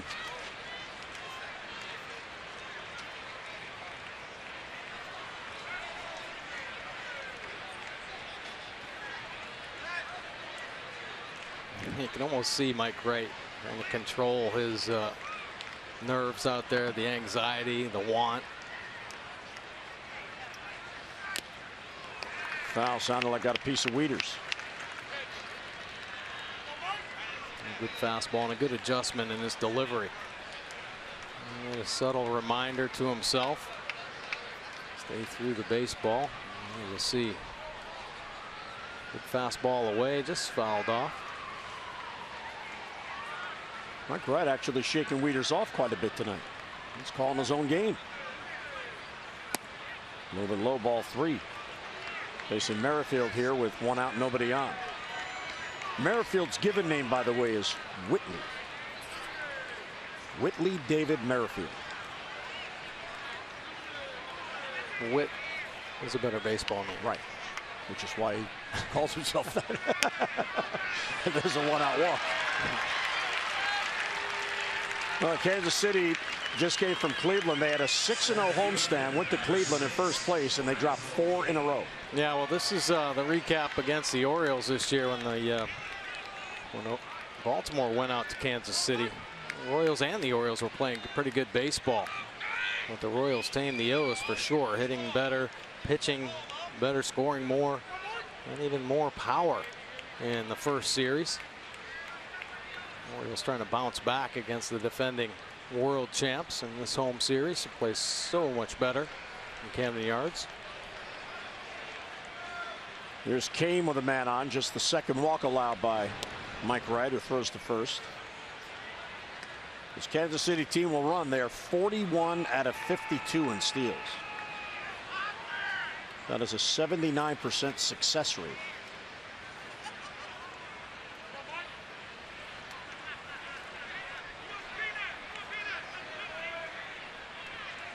And Merriweather's a perfect 3 for 3 since coming up. Fastball too tight. Lorenzo walked in the first and struck out in the fourth. He is the leader of this Kansas City team, no doubt about that.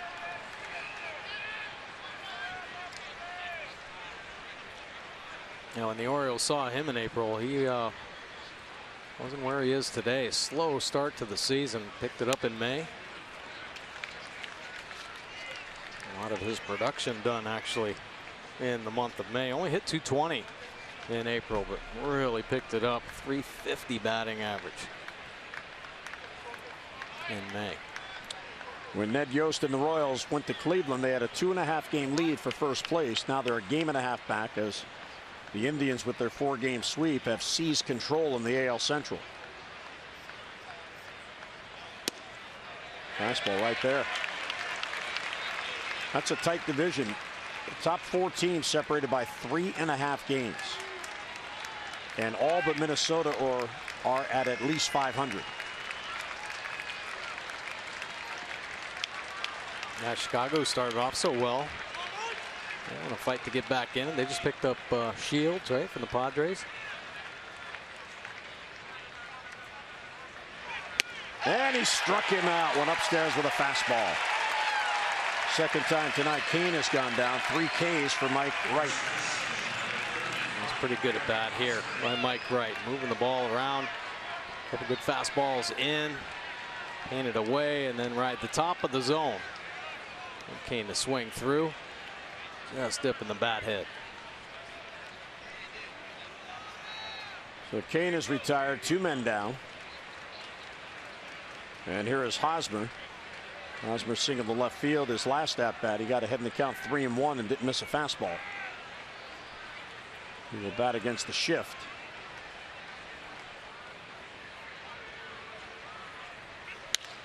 And a bouncer to Scope. Jonathan to his left will flip to Davis, and Mike Wright works around a 1-out walk.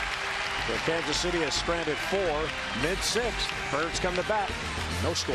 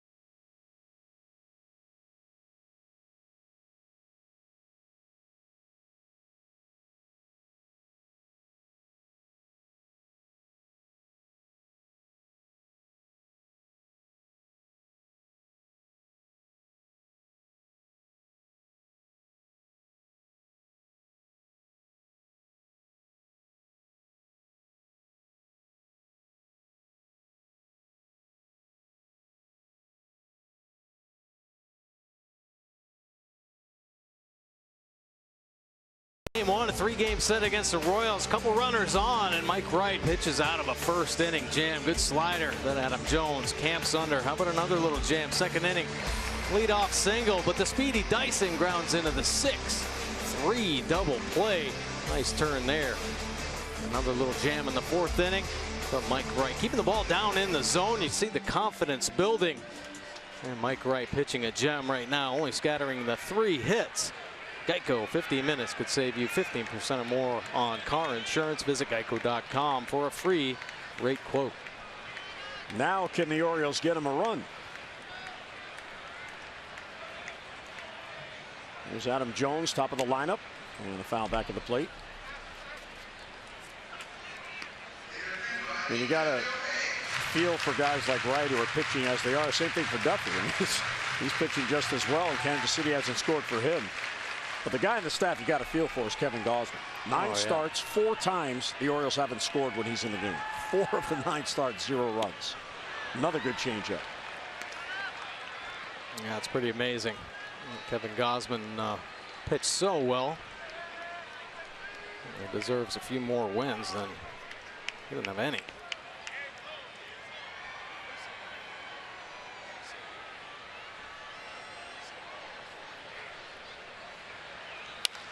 Adam, a high fly ball to shallow right. Orlando is deep, comes in on it. And Adam retired. He's 0 for 2 with a sacrifice. Maryland Live Casino inside the numbers. Now down but never out. This is on the homestand. They came back 25 runs final 2 games. That got them a 4-game series split with Boston. Then beat the Yankees 2 out of 3. Both wins come from behind. Against the Yankees and Red Sox. Look at that. 13 runs 6th inning on. 13 runs 6th inning on. 18 comeback wins of their 32 on the year. Yeah, pretty impressive team late in the ball game. I mean, they are outscoring their opponents by 42 runs. 7th, 8th, 9th inning. Orioles put up a big number. They've scored 95 runs this year. The last 3 innings of a ball game.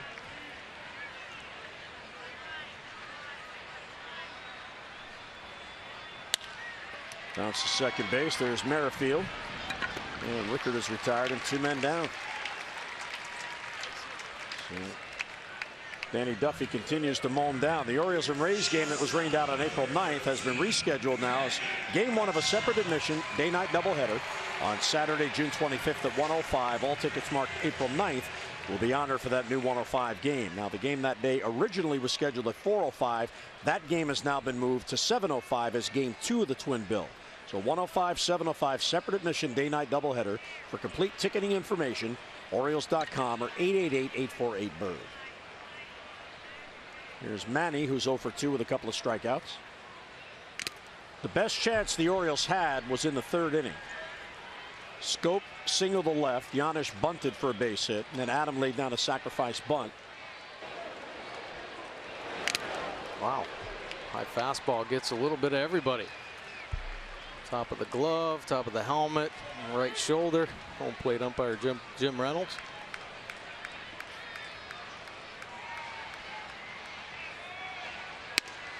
Upstairs with a fastball, 1-1. Duffy has averaged this year just under 10 strikeouts per 9 innings. He has 7 so far tonight, and his walks 1.7 per 9 innings. So usually, what's a good ratio? 2-to-1. He's almost 5-to-1. Yeah, that's pretty good. Oh, good eye there. That was a close pitch. He isn't making a lot of mistakes on the plate. He's very aggressive inside to the right-handed hitters, and when they start getting conscious of that inside fastball, he just pulls the string on a change away.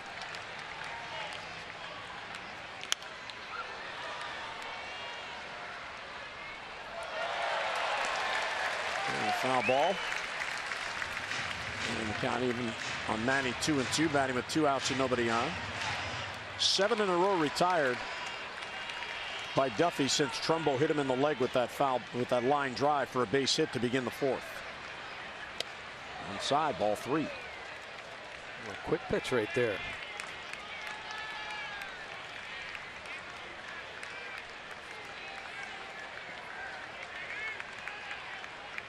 He is showing no ill effects of that line drive. I'm sure tomorrow it's going to be hurting. And he got him with a changeup. Manny's 0 for 3 with 3 strikeouts. So the Orioles go 3 up, 3 down. 8 in a row retired by Duffy. Still no score.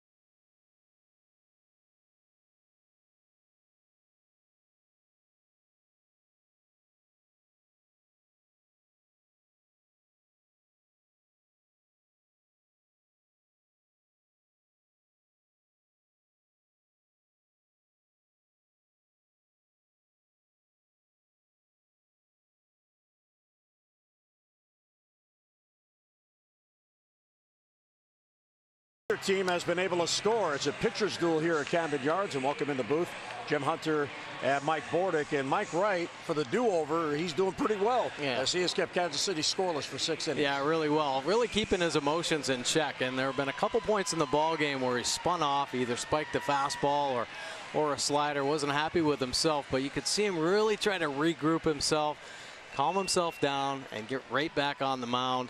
Couple subtle reminders, staying through over the top of the baseball, but he's driving the fastball to the bottom of the zone and really controlling this Royals offense right now. Yeah, Kansas City held the Orioles off the board. Danny Duffy got out of the only jam he's been in the 3rd inning, as the Orioles had 1st and 2nd and 1 down, but he got back-to-back strikeouts. And there's the pitching comparison. 6 scoreless innings for each. Yeah, pretty impressive line here by both starters. Efficiency, and a couple walks by Mike Wright. Strikeouts, Duffy with the advantage with 8. I've been impressed with Mike Wright for sure. The 83 pitches, deeper into this ball game. Very composed in this start. And the loud foul ball makes it 0-2 on Salvador Perez. He's flied out and popped up.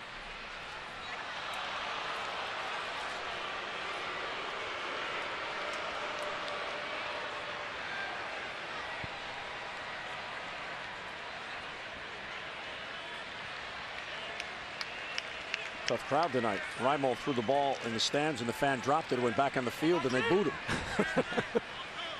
Not Reimold, the fan. 1-2. Maybe still a Yankees fan left over here. Yeah. Well, you could see the luster is off on the Yankees by how few of their fans came down for the weekend series. Usually when the Yankees are here over a weekend, as Salvador Perez swings through it, that's strikeout number 4.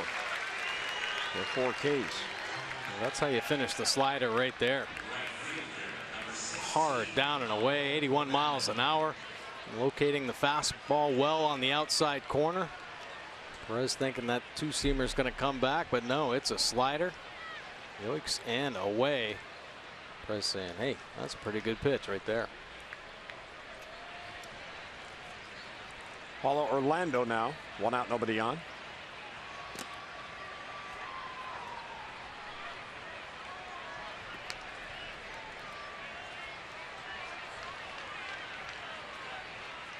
Orlando singled to lead off the 2nd. That's the only inning in this game that Mike Wright has allowed the leadoff man to reach. That's a good way to pitch. Outside, and 2-0.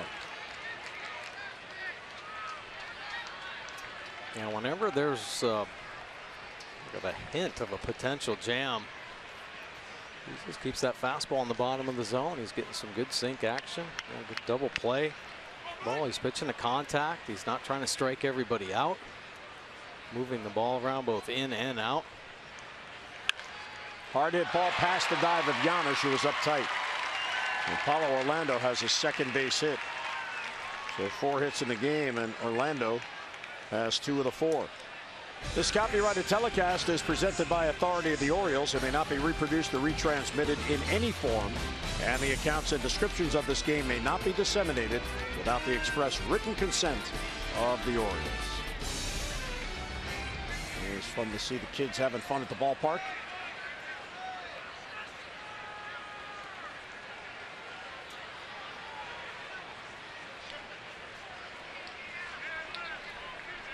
Chesler Cuthbert.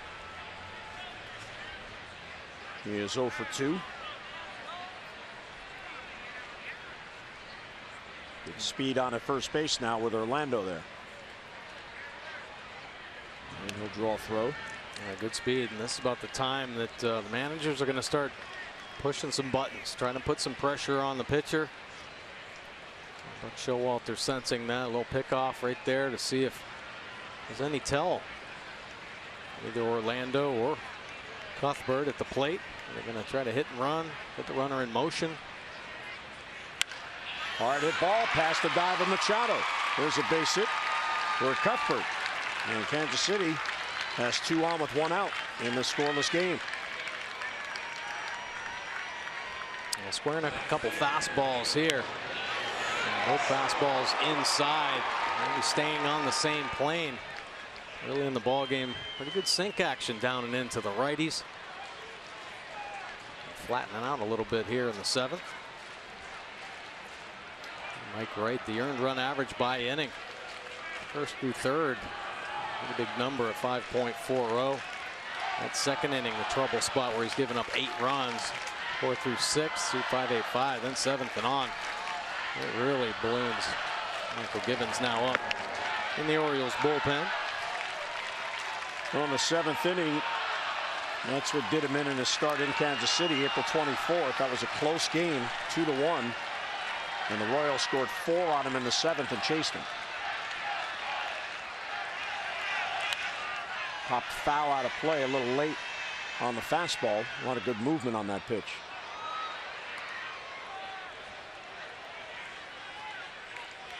Wright has struck out 4. He has walked 2. And he's allowed 5 hits, 4 singles, and a double. Well, Mike Wright's fastball, when it's up in the zone, and gets that 2-seam life, it has that upshoot effect, up and away from the lefties, which is a good pitch. And down, you get on top, he gets better sink action. Manny will go to second. Oh, it hit the runner. Ball is active, and here comes a run to the plate. Sliding in was Cuthbert, and he was hit by the throw of Machado, and a run scores. That is a tough break for Mike Wright and the O's. And Cuthbert is down and in pain. Wow. I don't know what happened on that one. Maybe Jonathan Scope was thinking about holding the ball. Machado going to the hole gives him a good feed. And I think he was going to eat the ball and tried to hold on to it. Yep. And just let go on the end. It comes down and catches Cuthbert right on that right elbow. Yeah, he had no play at first, and it looked like on the replay that he realized that, and the ball slipped out of his hand when he tried to stop. Yeah, I think a lot of people, myself included, thought it was more up towards the head or neck area. More fortunate to get it on the arm.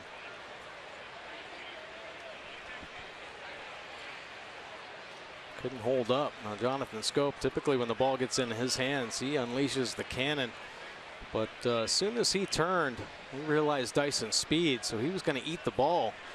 But his arm had already come through and a little too far to hold up. Slips out of the fingers. Yeah, the way Manny played that, Manny knew it was Dyson running, so he was just making sure they got the runner at second base. I don't think Manny had any ideas that Scope would have a chance for a double play. And unfortunately, that'll be a throwing error on Scope that allows the run to score. Hey, Manny's taking his time there. Yeah, Manny just setting up nicely. Just make sure of that force out at second base. Dyson flying down the line. There it is. And of course, on the deflection, Cuthbert's elbow. The run scores. And the Royals have the lead. Well, that's a shame for Mike Wright. It should be first and third and 2 down, no score. And now Kansas City has a lead.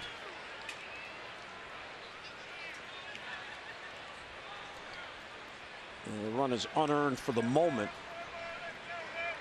And Cuthbert's going to go down below with the trainer. Here's Butera, the number 9 batter.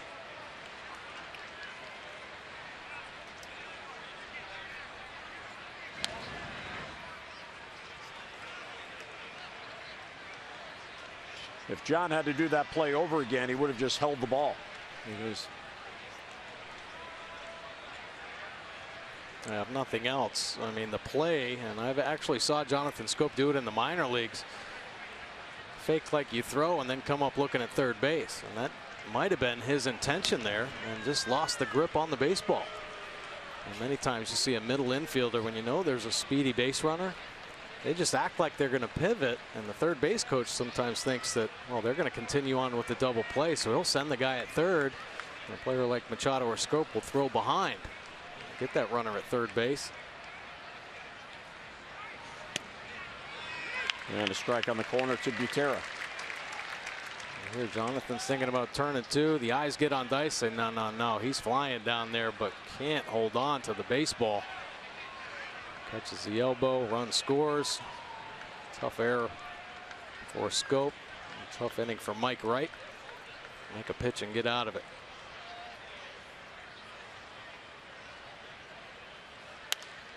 And he pops him up. Chris Davis in foul ground. And the inning ends. But the Royals scratch through and break the tie. An unearned run. 7th inning stretch, 1-0 Kansas City.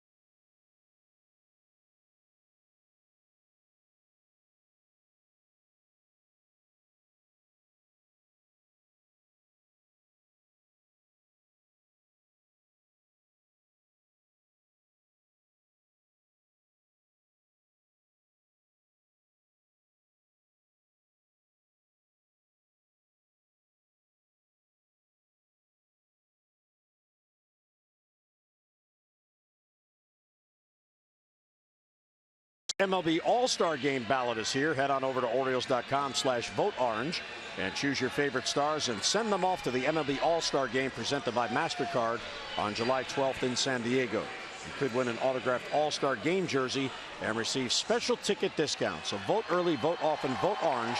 Visit Orioles.com/voteorange today. Buck Showalter talking to Jonathan Schoop. See Paul Janisch over there. And Jonathan talking about that fake throw, look to third. Making sure Jonathan Schoop's head stays in the ball game.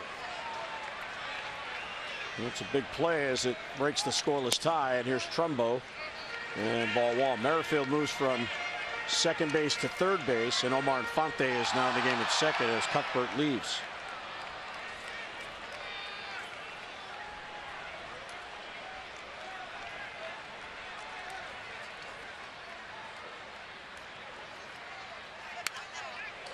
Now, of course, Kansas City has the lead. You're getting to the part of their bullpen that they rely on, the back end.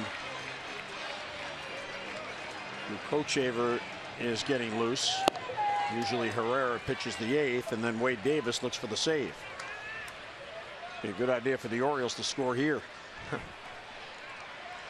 For sure. The number of runs the Orioles put up late in ball games, I don't know that they're intimidated by many back end bullpens. High fly ball, left center field. Kane is back, and that ball is gone. And just like that, we're tied. Trumbo strikes again.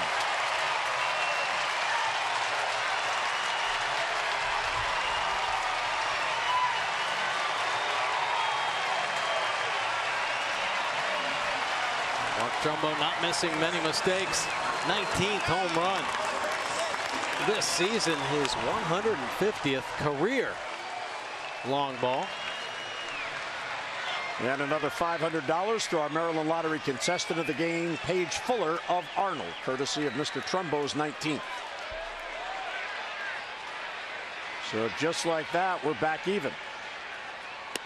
Fastball outside. Here's the swing. And take a look. Fastball down, fastball up, fastball in, liftoff, short swing. See Mike making sure. Oh yeah, out into the bullpen.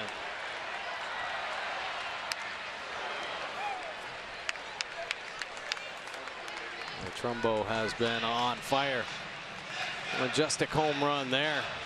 Not the ones we've seen here recently that exit speed 115. That one only 104. But plenty of distance as Brad Brock gets loose in the O's bullpen. Swing and a miss, and there goes the bat. 1-2 to count. Pretty good toss. Noah Cosma picked it up. He's inspecting the bat. Hey, what kind of unit? Yeah, he said you got to get rid of this one. I mean, that's a legit toss all the way to the outfield grass.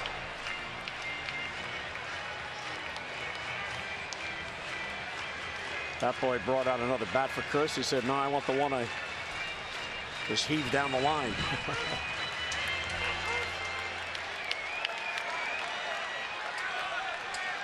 Hit by a pitch in the second on an 0-2 pitch, and then was called out on strikes in the 4th.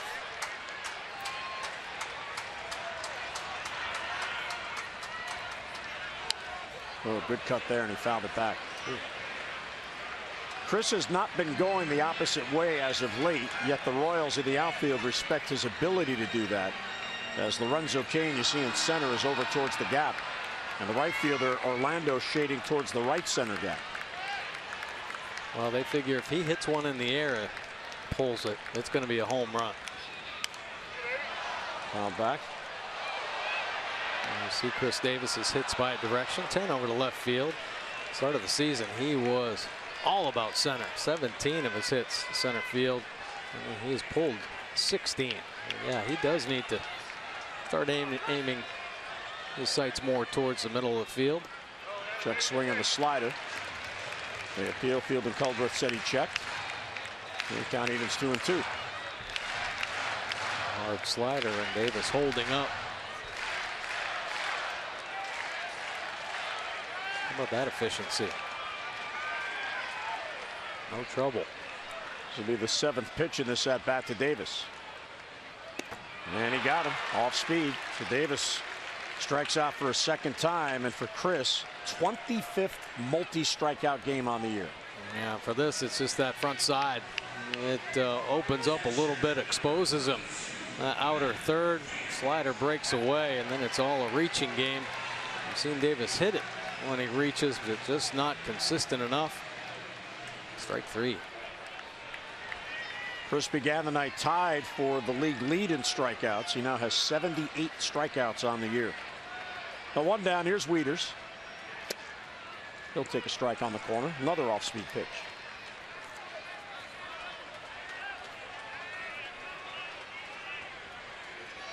Mark Trumbo's 19th home run has tied this game after Kansas City got an unearned run in the top half to get the lead. Wieters to center field. Kane back on it, and that ball is gone for Wieters. A 2-home-run inning, and the O's have the lead.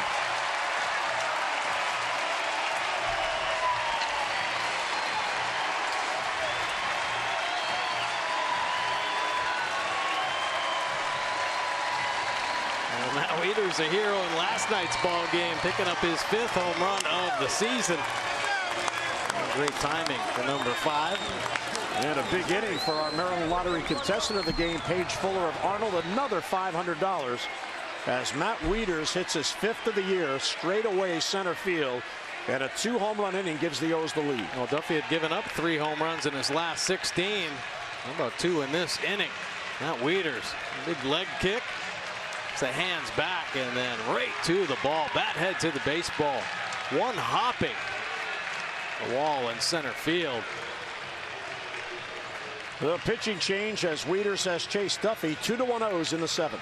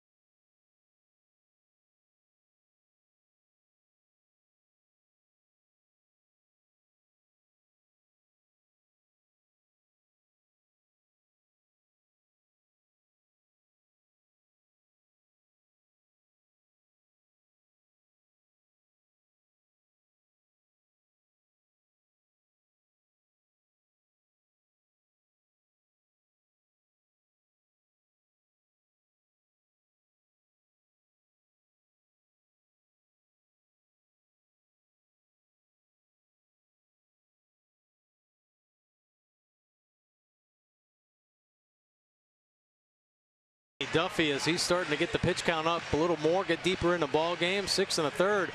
And the 2 earned runs, but the Orioles finally able to get on the fastball. A couple solo shots. Give him the 2 earned runs. And Luke Hochevar will come in out of the Royals bullpen. He's been strong. The back of the end of this bullpen. High leverage situations have come more often for Hochevar. The fastball 79% of the time. Good heater.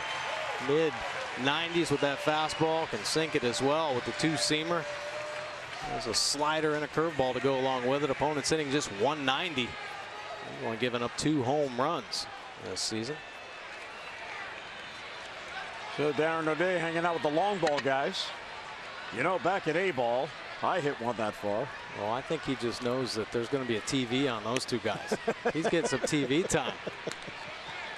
Yeah. Well, Scott Coolball's down there as well. Maybe he's trying to talk Scott into giving him a couple of swings. That bomb 439 straightaway center. 108 miles an hour off the bat. Wieters is on fire right now. So the Orioles now have 21 multi-home run games on the year. It's now 46 home runs here at home, which is most in the American League.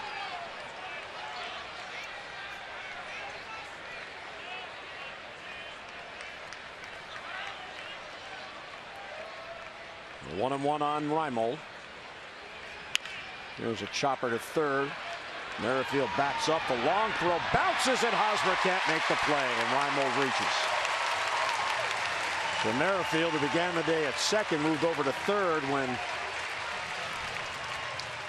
Cuthbert had to leave after the injury.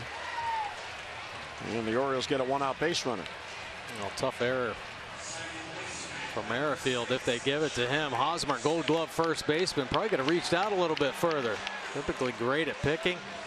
Back where Manny plays third, out on the grass. The speed, maybe a little rush at the end, spikes it. Hosmer can't come up with it. Well, they're going to give Reimold an infield hit. When Henneman felt the foot was there regardless of the scoop. So Reimold is 1 out of 3, and here is Scope, who has a single in 2 trips. Scope has seen Hochevar just once. He is 0 for 1.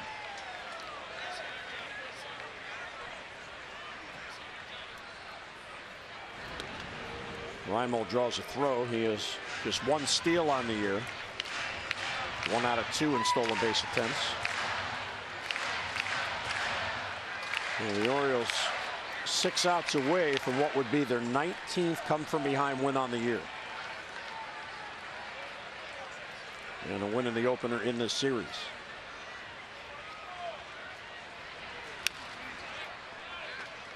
It looked like a slider. Fouled off by Jonathan.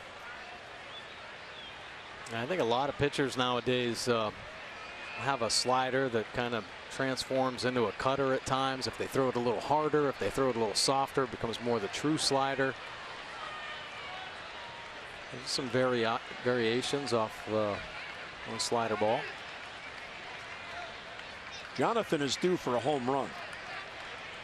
55 at-bats since his last homer. And there's the same pitch that time. Scope laid off. 1-1 the count. For Scope, his last home run was May 22nd. And he is sitting on his 8 on the year. Facing Luke Hochevar on the relief of Danny Duffy.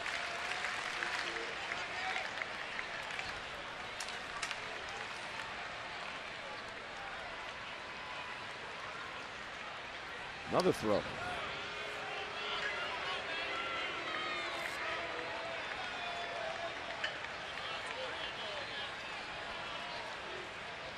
Definitely want to pay attention to Nolan. Good speed over there. The Orioles haven't stole a lot. A good time to touch the envelope a little bit and create a little space. And in the dirt, 2-1 the count. Well, Duffy, despite a pretty good career ERA here at Camden Yards, is going to get a look at this one. Spiking the slider and spinning off the mound. A couple times he's done that here this inning.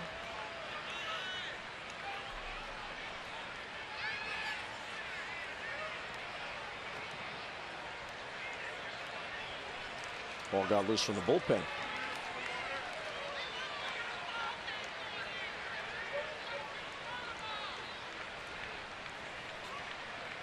Now 2-1 on Scope with Reimold on at first.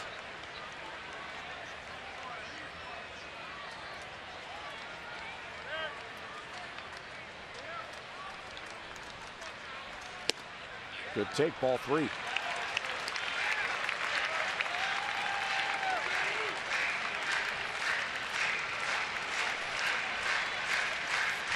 Bobby Dickerson flashing some signs. There's Dave Island, the pitching coach. Definitely a good hit and run situation. A run and hit. Runner doesn't go, and it's fouled off. In fact, Reimold was leaning back towards first base as Hochevar delivered. He was convinced he was going to throw over.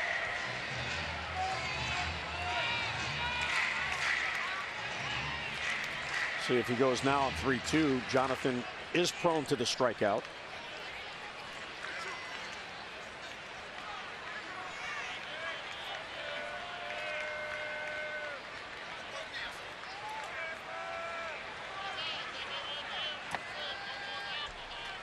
And 3-2 with 1 down.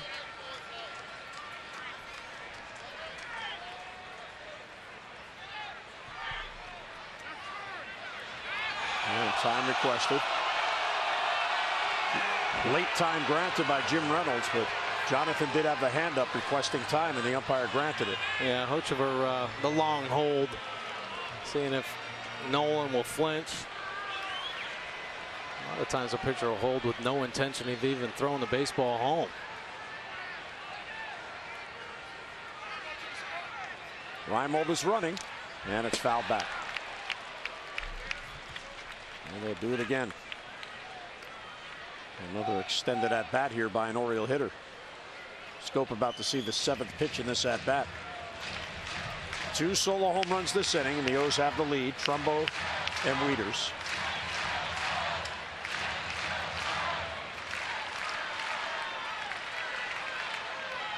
and O'Day. Nedvio's team got an unearned run in the top half of this inning to take a 1-0 lead. The O's get the lead right back. Reimold runs. 3-2 is low, ball 4. So the Orioles have 2 on with 1 down. And Hochevar has come on, an infield hit, now walk. Hochevar wanting to know where that pitch was, talking to his catcher, Butera. Quick visit from pitching coach Dave Island over the situation, make sure they know the signs of the runner at second base and understand what they're going to do to Ryan Flaherty, the plan of attack.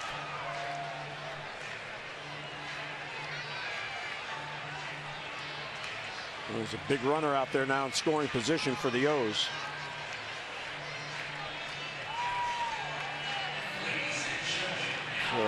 Buck goes to the bench to get the lefty up there against Hochevar. Flaherty's got a 2-game hitting streak going. He's had a good homestand as well, Mike. He's 5 for 16, 3 RBIs. That's a 313 clip on the homestand. Yeah, nice to see Ryan's been starting to use the whole field a little bit more. Not so pole happy. Spanked a couple base hits up the middle and the other way here on this homestand.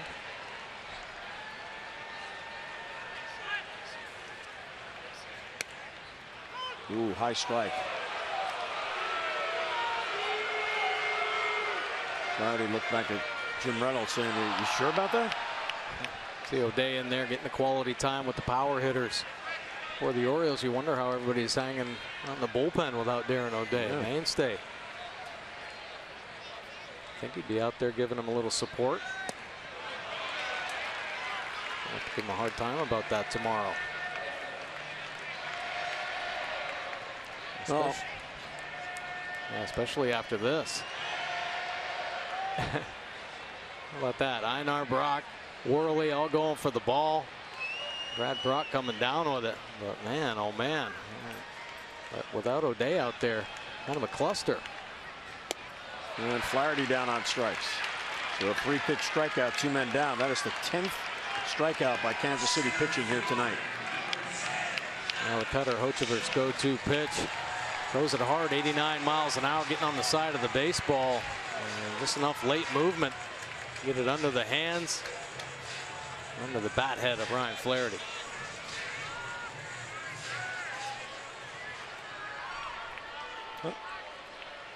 Adam Jones now 0 for 2 with a sack.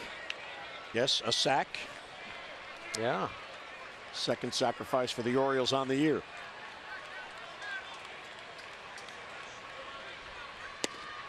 Outside for ball 1. Adam has had a lot of success against Hochevar. 9 for 23. That's a .391 batting average. And 1 home run. He'd like a big single here to get a run in. Pad that lead. And a base hit down the right field line. He goes the opposite way. Reimold scores. Stope is being sent. Now the stop sign goes up. Stope coming towards the plate anyway, and he is out. So Jonathan ran through the stop sign. He picked it up late and then kept going, and that will end the inning. And is Adam hurt? Uh-oh. That doesn't look good. Adam checking the legs a little bit after slapping that double down the line. So a big inning for the O's as they get 3. And we'll check on Adam Jones when we get back. Mark Trumbo led off the inning, solo home run to tie it. And then Matt Wieters 2 batters later with a solo shot for a 2-1 lead.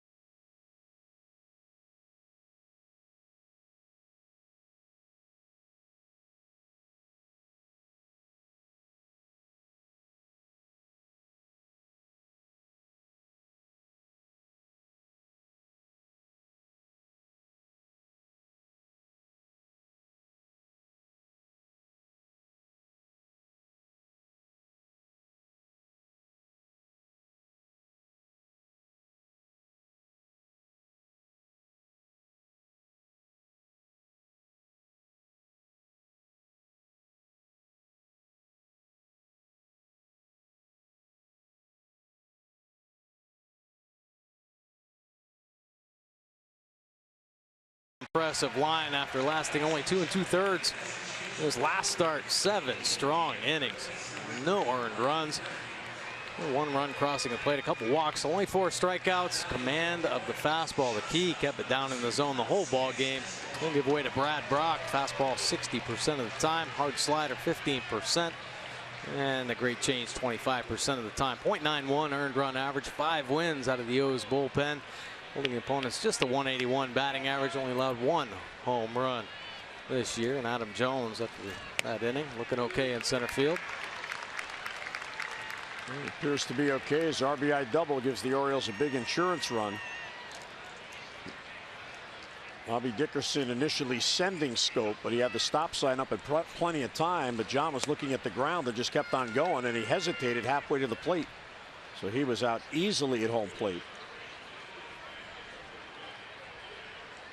Paul Giannis talking it over with Bobby on the bench. And that's pulled foul. Well, this is what they were talking about with Jonathan Scope. Now he's the runner at first base. Adam Jones staying inside the baseball, slapping it down that right field line. Now Dickerson here, arms in motion. Scope coming, looks down to see third, but when he looks back up, Dickerson with the hold sign, and Jonathan just too much momentum heading towards home. He can't put the brakes on. And the hold sign was up when John was on the base, so he had plenty of time to stop. There's Herrera getting loose. Kelvin Herrera. So Mike Wright goes 7 innings for a second time this year. The last Oriole starter to go 7 innings was Chris Tillman, the first game in Houston on May 24th. And he took a tough luck no decision in that game. That was the eventual extra inning game that the Astros won, the first game in that series. It was the 9th time in now 56 games that an Orioles starter has gone 7 innings. 2-2 on Escobar. And a bouncer that's foul down the line. Well, Mike Wright really kept his focus.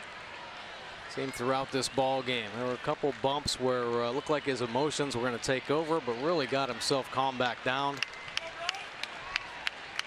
Definitely earned another start. And you can see if it can carry over. That's the key. Do it once. Can you do it again? Keep repeating that. 7th pitch is fouled back by Escobar, is really battling Brad Brock.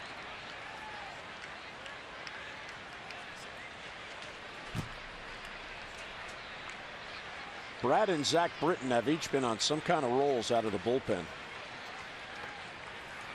Brock has gone 8 consecutive scoreless appearances, and he's picked up 2 wins in those 8 games. Slow roller to third. Flaherty fields. Foul ball. Ryan throws anyway, just in case. Can't give up on those balls down the line. Ryan Flaherty, after pinch hitting for Paul Giannis, playing third base now. And on the edge, it kicks into the foul ground.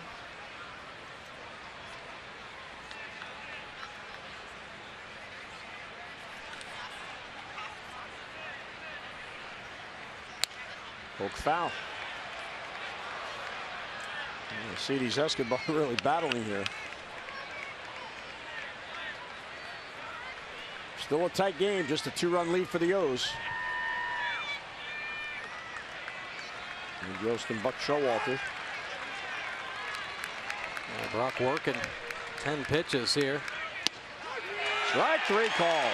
Oh, at the knees. After 6 foul balls, Brock comes up with a big payoff pitch. Down and in. Wieters wants it down there. He hits the spot with 95. 2-seam action. Escobar doesn't think it's a strike. Wieters locking it up. Nicely framed by Mr. Wieters. Here's Whit Merrifield, who's now at third base. Breaking ball for a strike. Double in the first, flied out in third, walked in the 6th.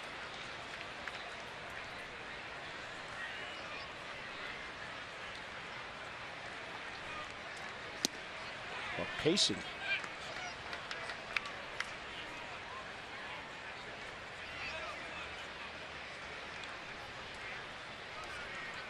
Both these managers took over in season in 2010, and they've been in charge of their respective clubs ever since. Mike Scioscia has the longest active tenure of any manager. He took over the Angels in 2000. Bruce Bochy took over the Giants in 2007. And Joe Girardi's been the Yankee manager since 2008. And then you have Ned Yost and Buck Showalter, each took over in 2010. And a swing and a miss, 2-2. Well, Brad Brock is tough on even the most experienced major league hitter. And here facing Merrifield for a first time. Yeah, not a lot of big league experience. And Brock, that cross-body delivery and plus in every offering. And a liner, foul. Ooh, tough hop for the ball boy. Nicely done. That reverse spin on that hop. Yeah, good hands. Wow, look at those hits. Oh, the Maryland flag version. American flag underneath.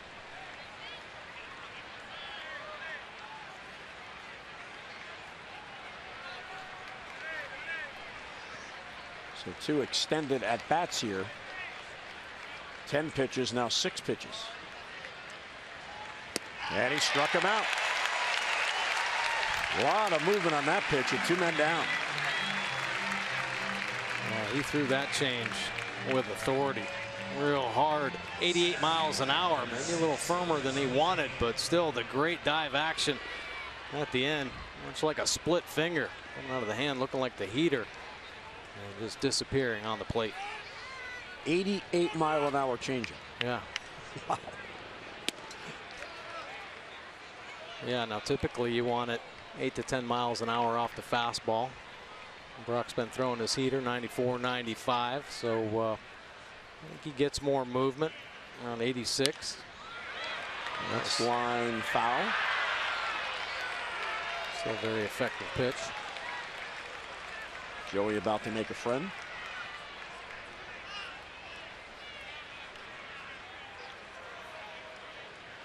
Lorenzo shaking the wrist a little bit.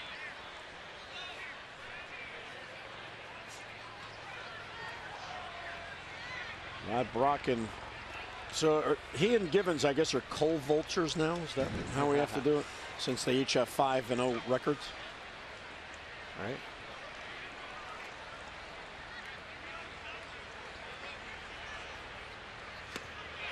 Swing and a miss, 1-2. I mean, the only pitcher on the team that has more wins than either is Chris Tillman. He's a starter. Yeah. Yeah, that shows you the quality of the innings they give and the Orioles' comeback ability. And if you're in the game and the team comes back, there's your win. Yeah, and the guys behind now. 2-2 as the fastball misses.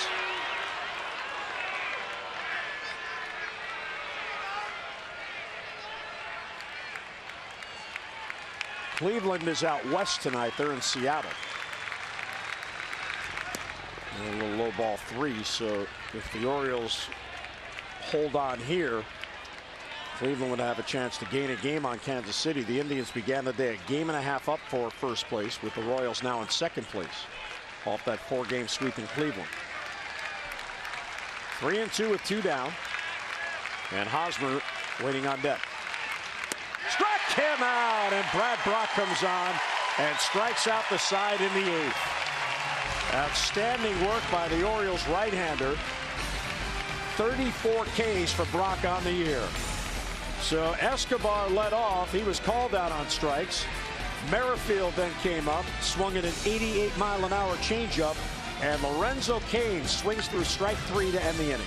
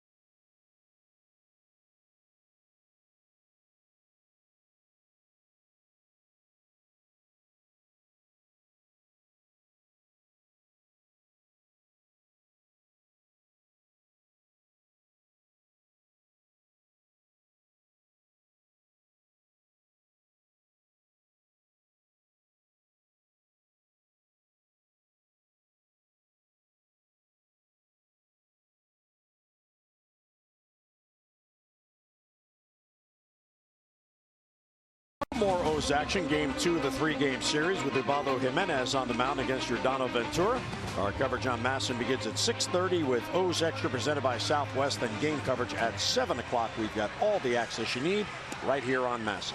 Here's a look at tomorrow's starters. Ventura, 4 wins on the season, but the earned run average elevated a bit, 4.82. And how about Ubaldo?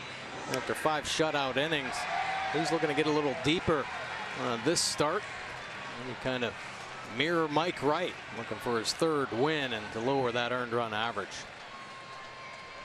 Kelvin Herrera now into the ball game out of the Royals bullpen. The fastball 58% of the time, and it is a big one. 96 to 100 with the heater, the hard slider, and the change to go along with it. 133 earned run average. This will be his 29th game. 34 punch outs and 27 innings of work, holding opponents down to that 225 batting average. Joey Rickard leads off. Manny and Trumbo behind Joe, and there's a strike. Rickard getting the start in right field tonight, 0 for 3. He has seen Herrera just twice, and he is 0 for 2 against this right-hander.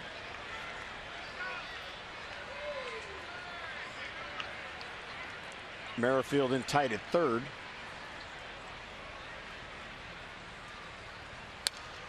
And a foul back, so quickly 0-2.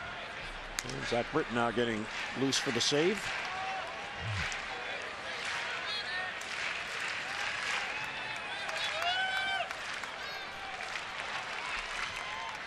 And Brad Brock is nasty as ever.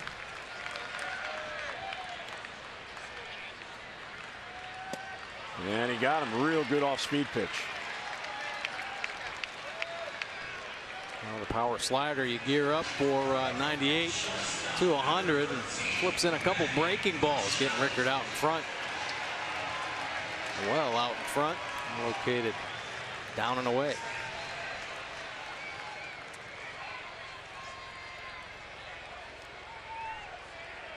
Here's Manny, who not only 0 for 3, he has struck out all 3 at-bats.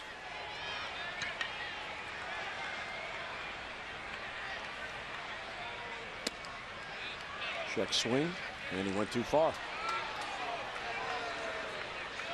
Randy Gonzalez at first base. Well, doesn't look like a swing there. Wayne Kirby mildly protesting. Yeah.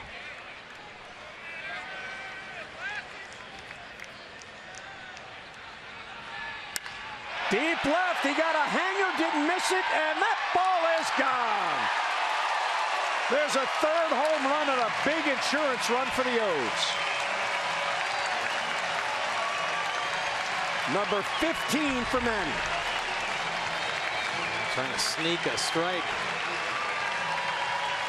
on the inside corner with a fastball. And does on the check swing. Thinks he can open up the outside corner on a slider. Machado sitting all over that pitch. Well, big night for the O's with the long balls, which means a big night for our Maryland Lottery contestant of the game, Paige Fuller. Another $500 to Paige.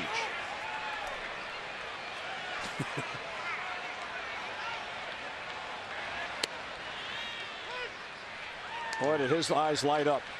Yeah, Manny Machado getting on a slider. Not a terrible pitch down in the zone, but he gets to it. And this ball is smoked down the left field line. Got out of here in a hurry. 0-2 on Trumbo. Manny's 15th. He now has 36 RBIs, and they'll forget all about those 3 strikeouts after that blow. Yeah, and the Orioles offense continues to make marks late in ball games.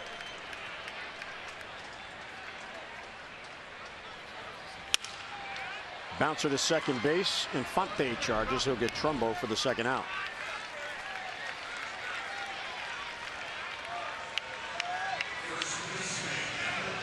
So the Orioles now 21 multi-home run games.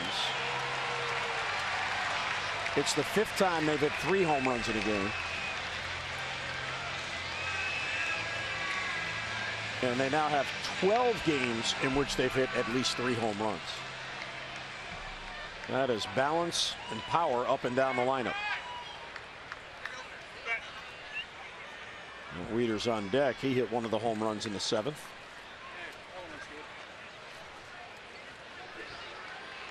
Or Drew Butera. Just called him his dad's name. Right. Yeah, Sala coach Toronto, right? I think he's with the Toronto. I think he's scouting. Yeah, scouting. Blue Jays. Chris Davis decided to change his bat after he got to home plate. Michael Givens has joined Zach just in case the O's add another run and remove the save possibility. With 2 outs and nobody on here in the 8th.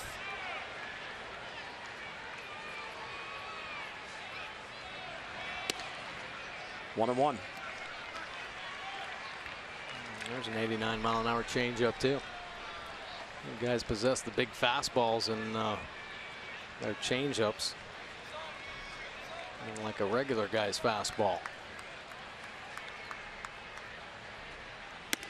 Ooh, upstairs. Cuthbert, by the way, who left the game when that throw got away from Jonathan Scope and hit him in the elbow. It's been diagnosed as a right elbow contusion. So hopefully that's that.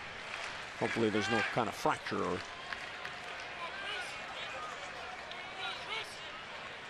2-1 on Davis with 2 down. And a chopper foul. Well, the Royals, I guess, had designs on Herrera becoming a back end of the bullpen reliever. In 2010, when he was in A-ball, that's the last time he had made a start as he was coming through the system. He did make 3 starts for Omaha in 2013. That was likely on rehab assignments. So most of his career has been as a reliever, and with that kind of an arm, a lot of organizations do that now. In particular, if the pitcher has a good arm and doesn't have a third pitch. Right? Oh, yeah. Davis a battle here. Yeah, Herrera primarily fastball, changeup. A couple good changes here to Davis, fading away.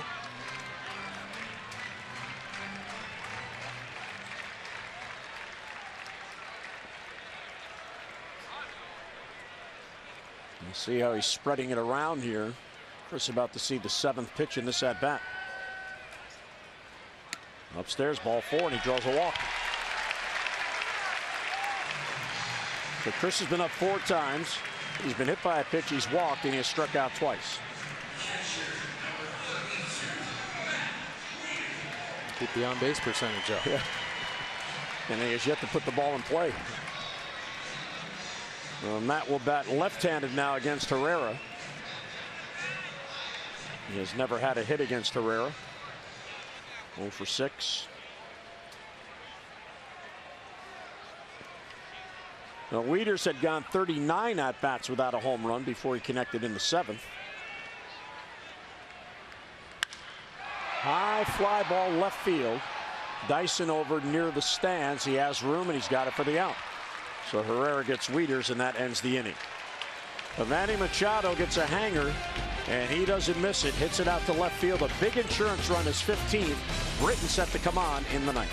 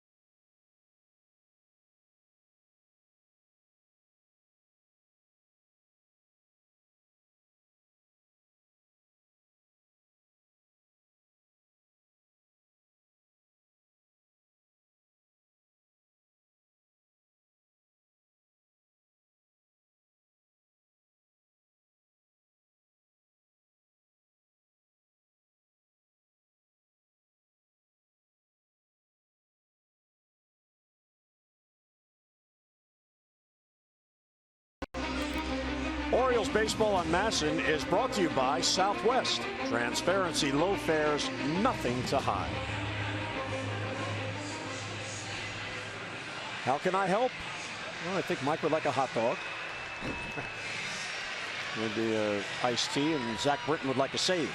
Absolutely. Zach Britton is the closer for the Orioles. Fastball 90% of the time. Power hitter, great late power fastball, great late movement. With a real good slider that they'll use on occasion.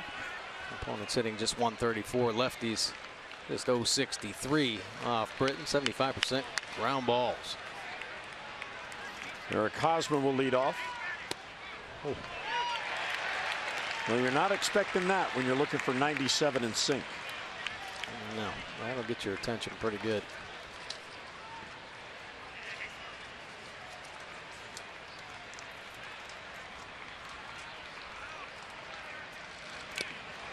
Foul tip held by Wieters, and it's 0-2. It's not loose yet. That was 95. Yeah, Hosmer selling out on the fastball there. Everything. Look right back out on the bench to watch the final 3 outs.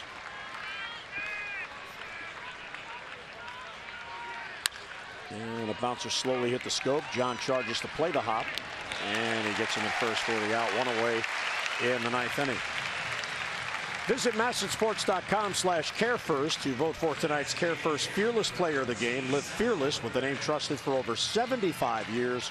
CareFirst Blue Cross Blue Shield.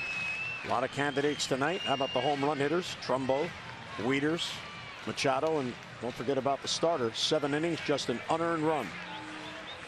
Trying to even his record at 3-3, and he is 2 outs away from doing that. Salvador Perez now, he is DHing tonight. All-star catcher for Kansas City.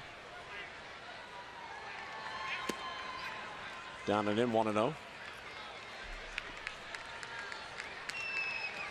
He's having a very solid offensive year. Best young catchers in the game today. 26 years old, and he's in his 6th season. Bounce right to Flaherty, who was uptight. Plays the hop and 2 men down. Nice play, good anticipation by Flaherty over at third. A lot of chop balls when Zach Britton's on the mound. Infielders on their toes.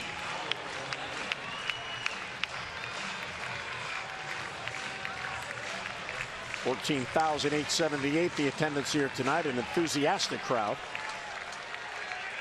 Now, 2012, Jim Johnson began the year as Paulo Orlando comes up. Infante's on deck. 2012, Jim Johnson began the year by converting his first 17 save chances. Zach equaled that, as he picked up his 17th yesterday to begin the year. Back in 2006, Chris Ray, remember him? He began the year 18 for 18 in save opportunities. And Zach is looking to equal that here tonight. He's 1 out away from doing that.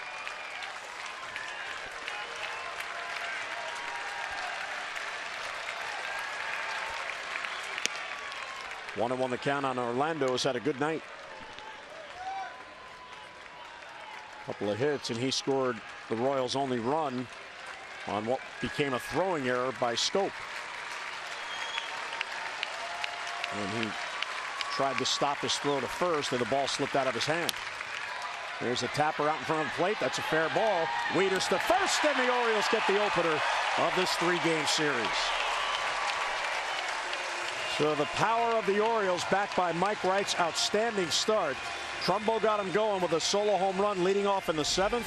The Orioles get 3 home runs in this game and an RBI double from Adam Jones. Our final score here at Camden Yards as the O's grab the opener in the series. Baltimore 4, Kansas City 1. Mike Wright gets the win, his first since May 14th, to even up at 3-3.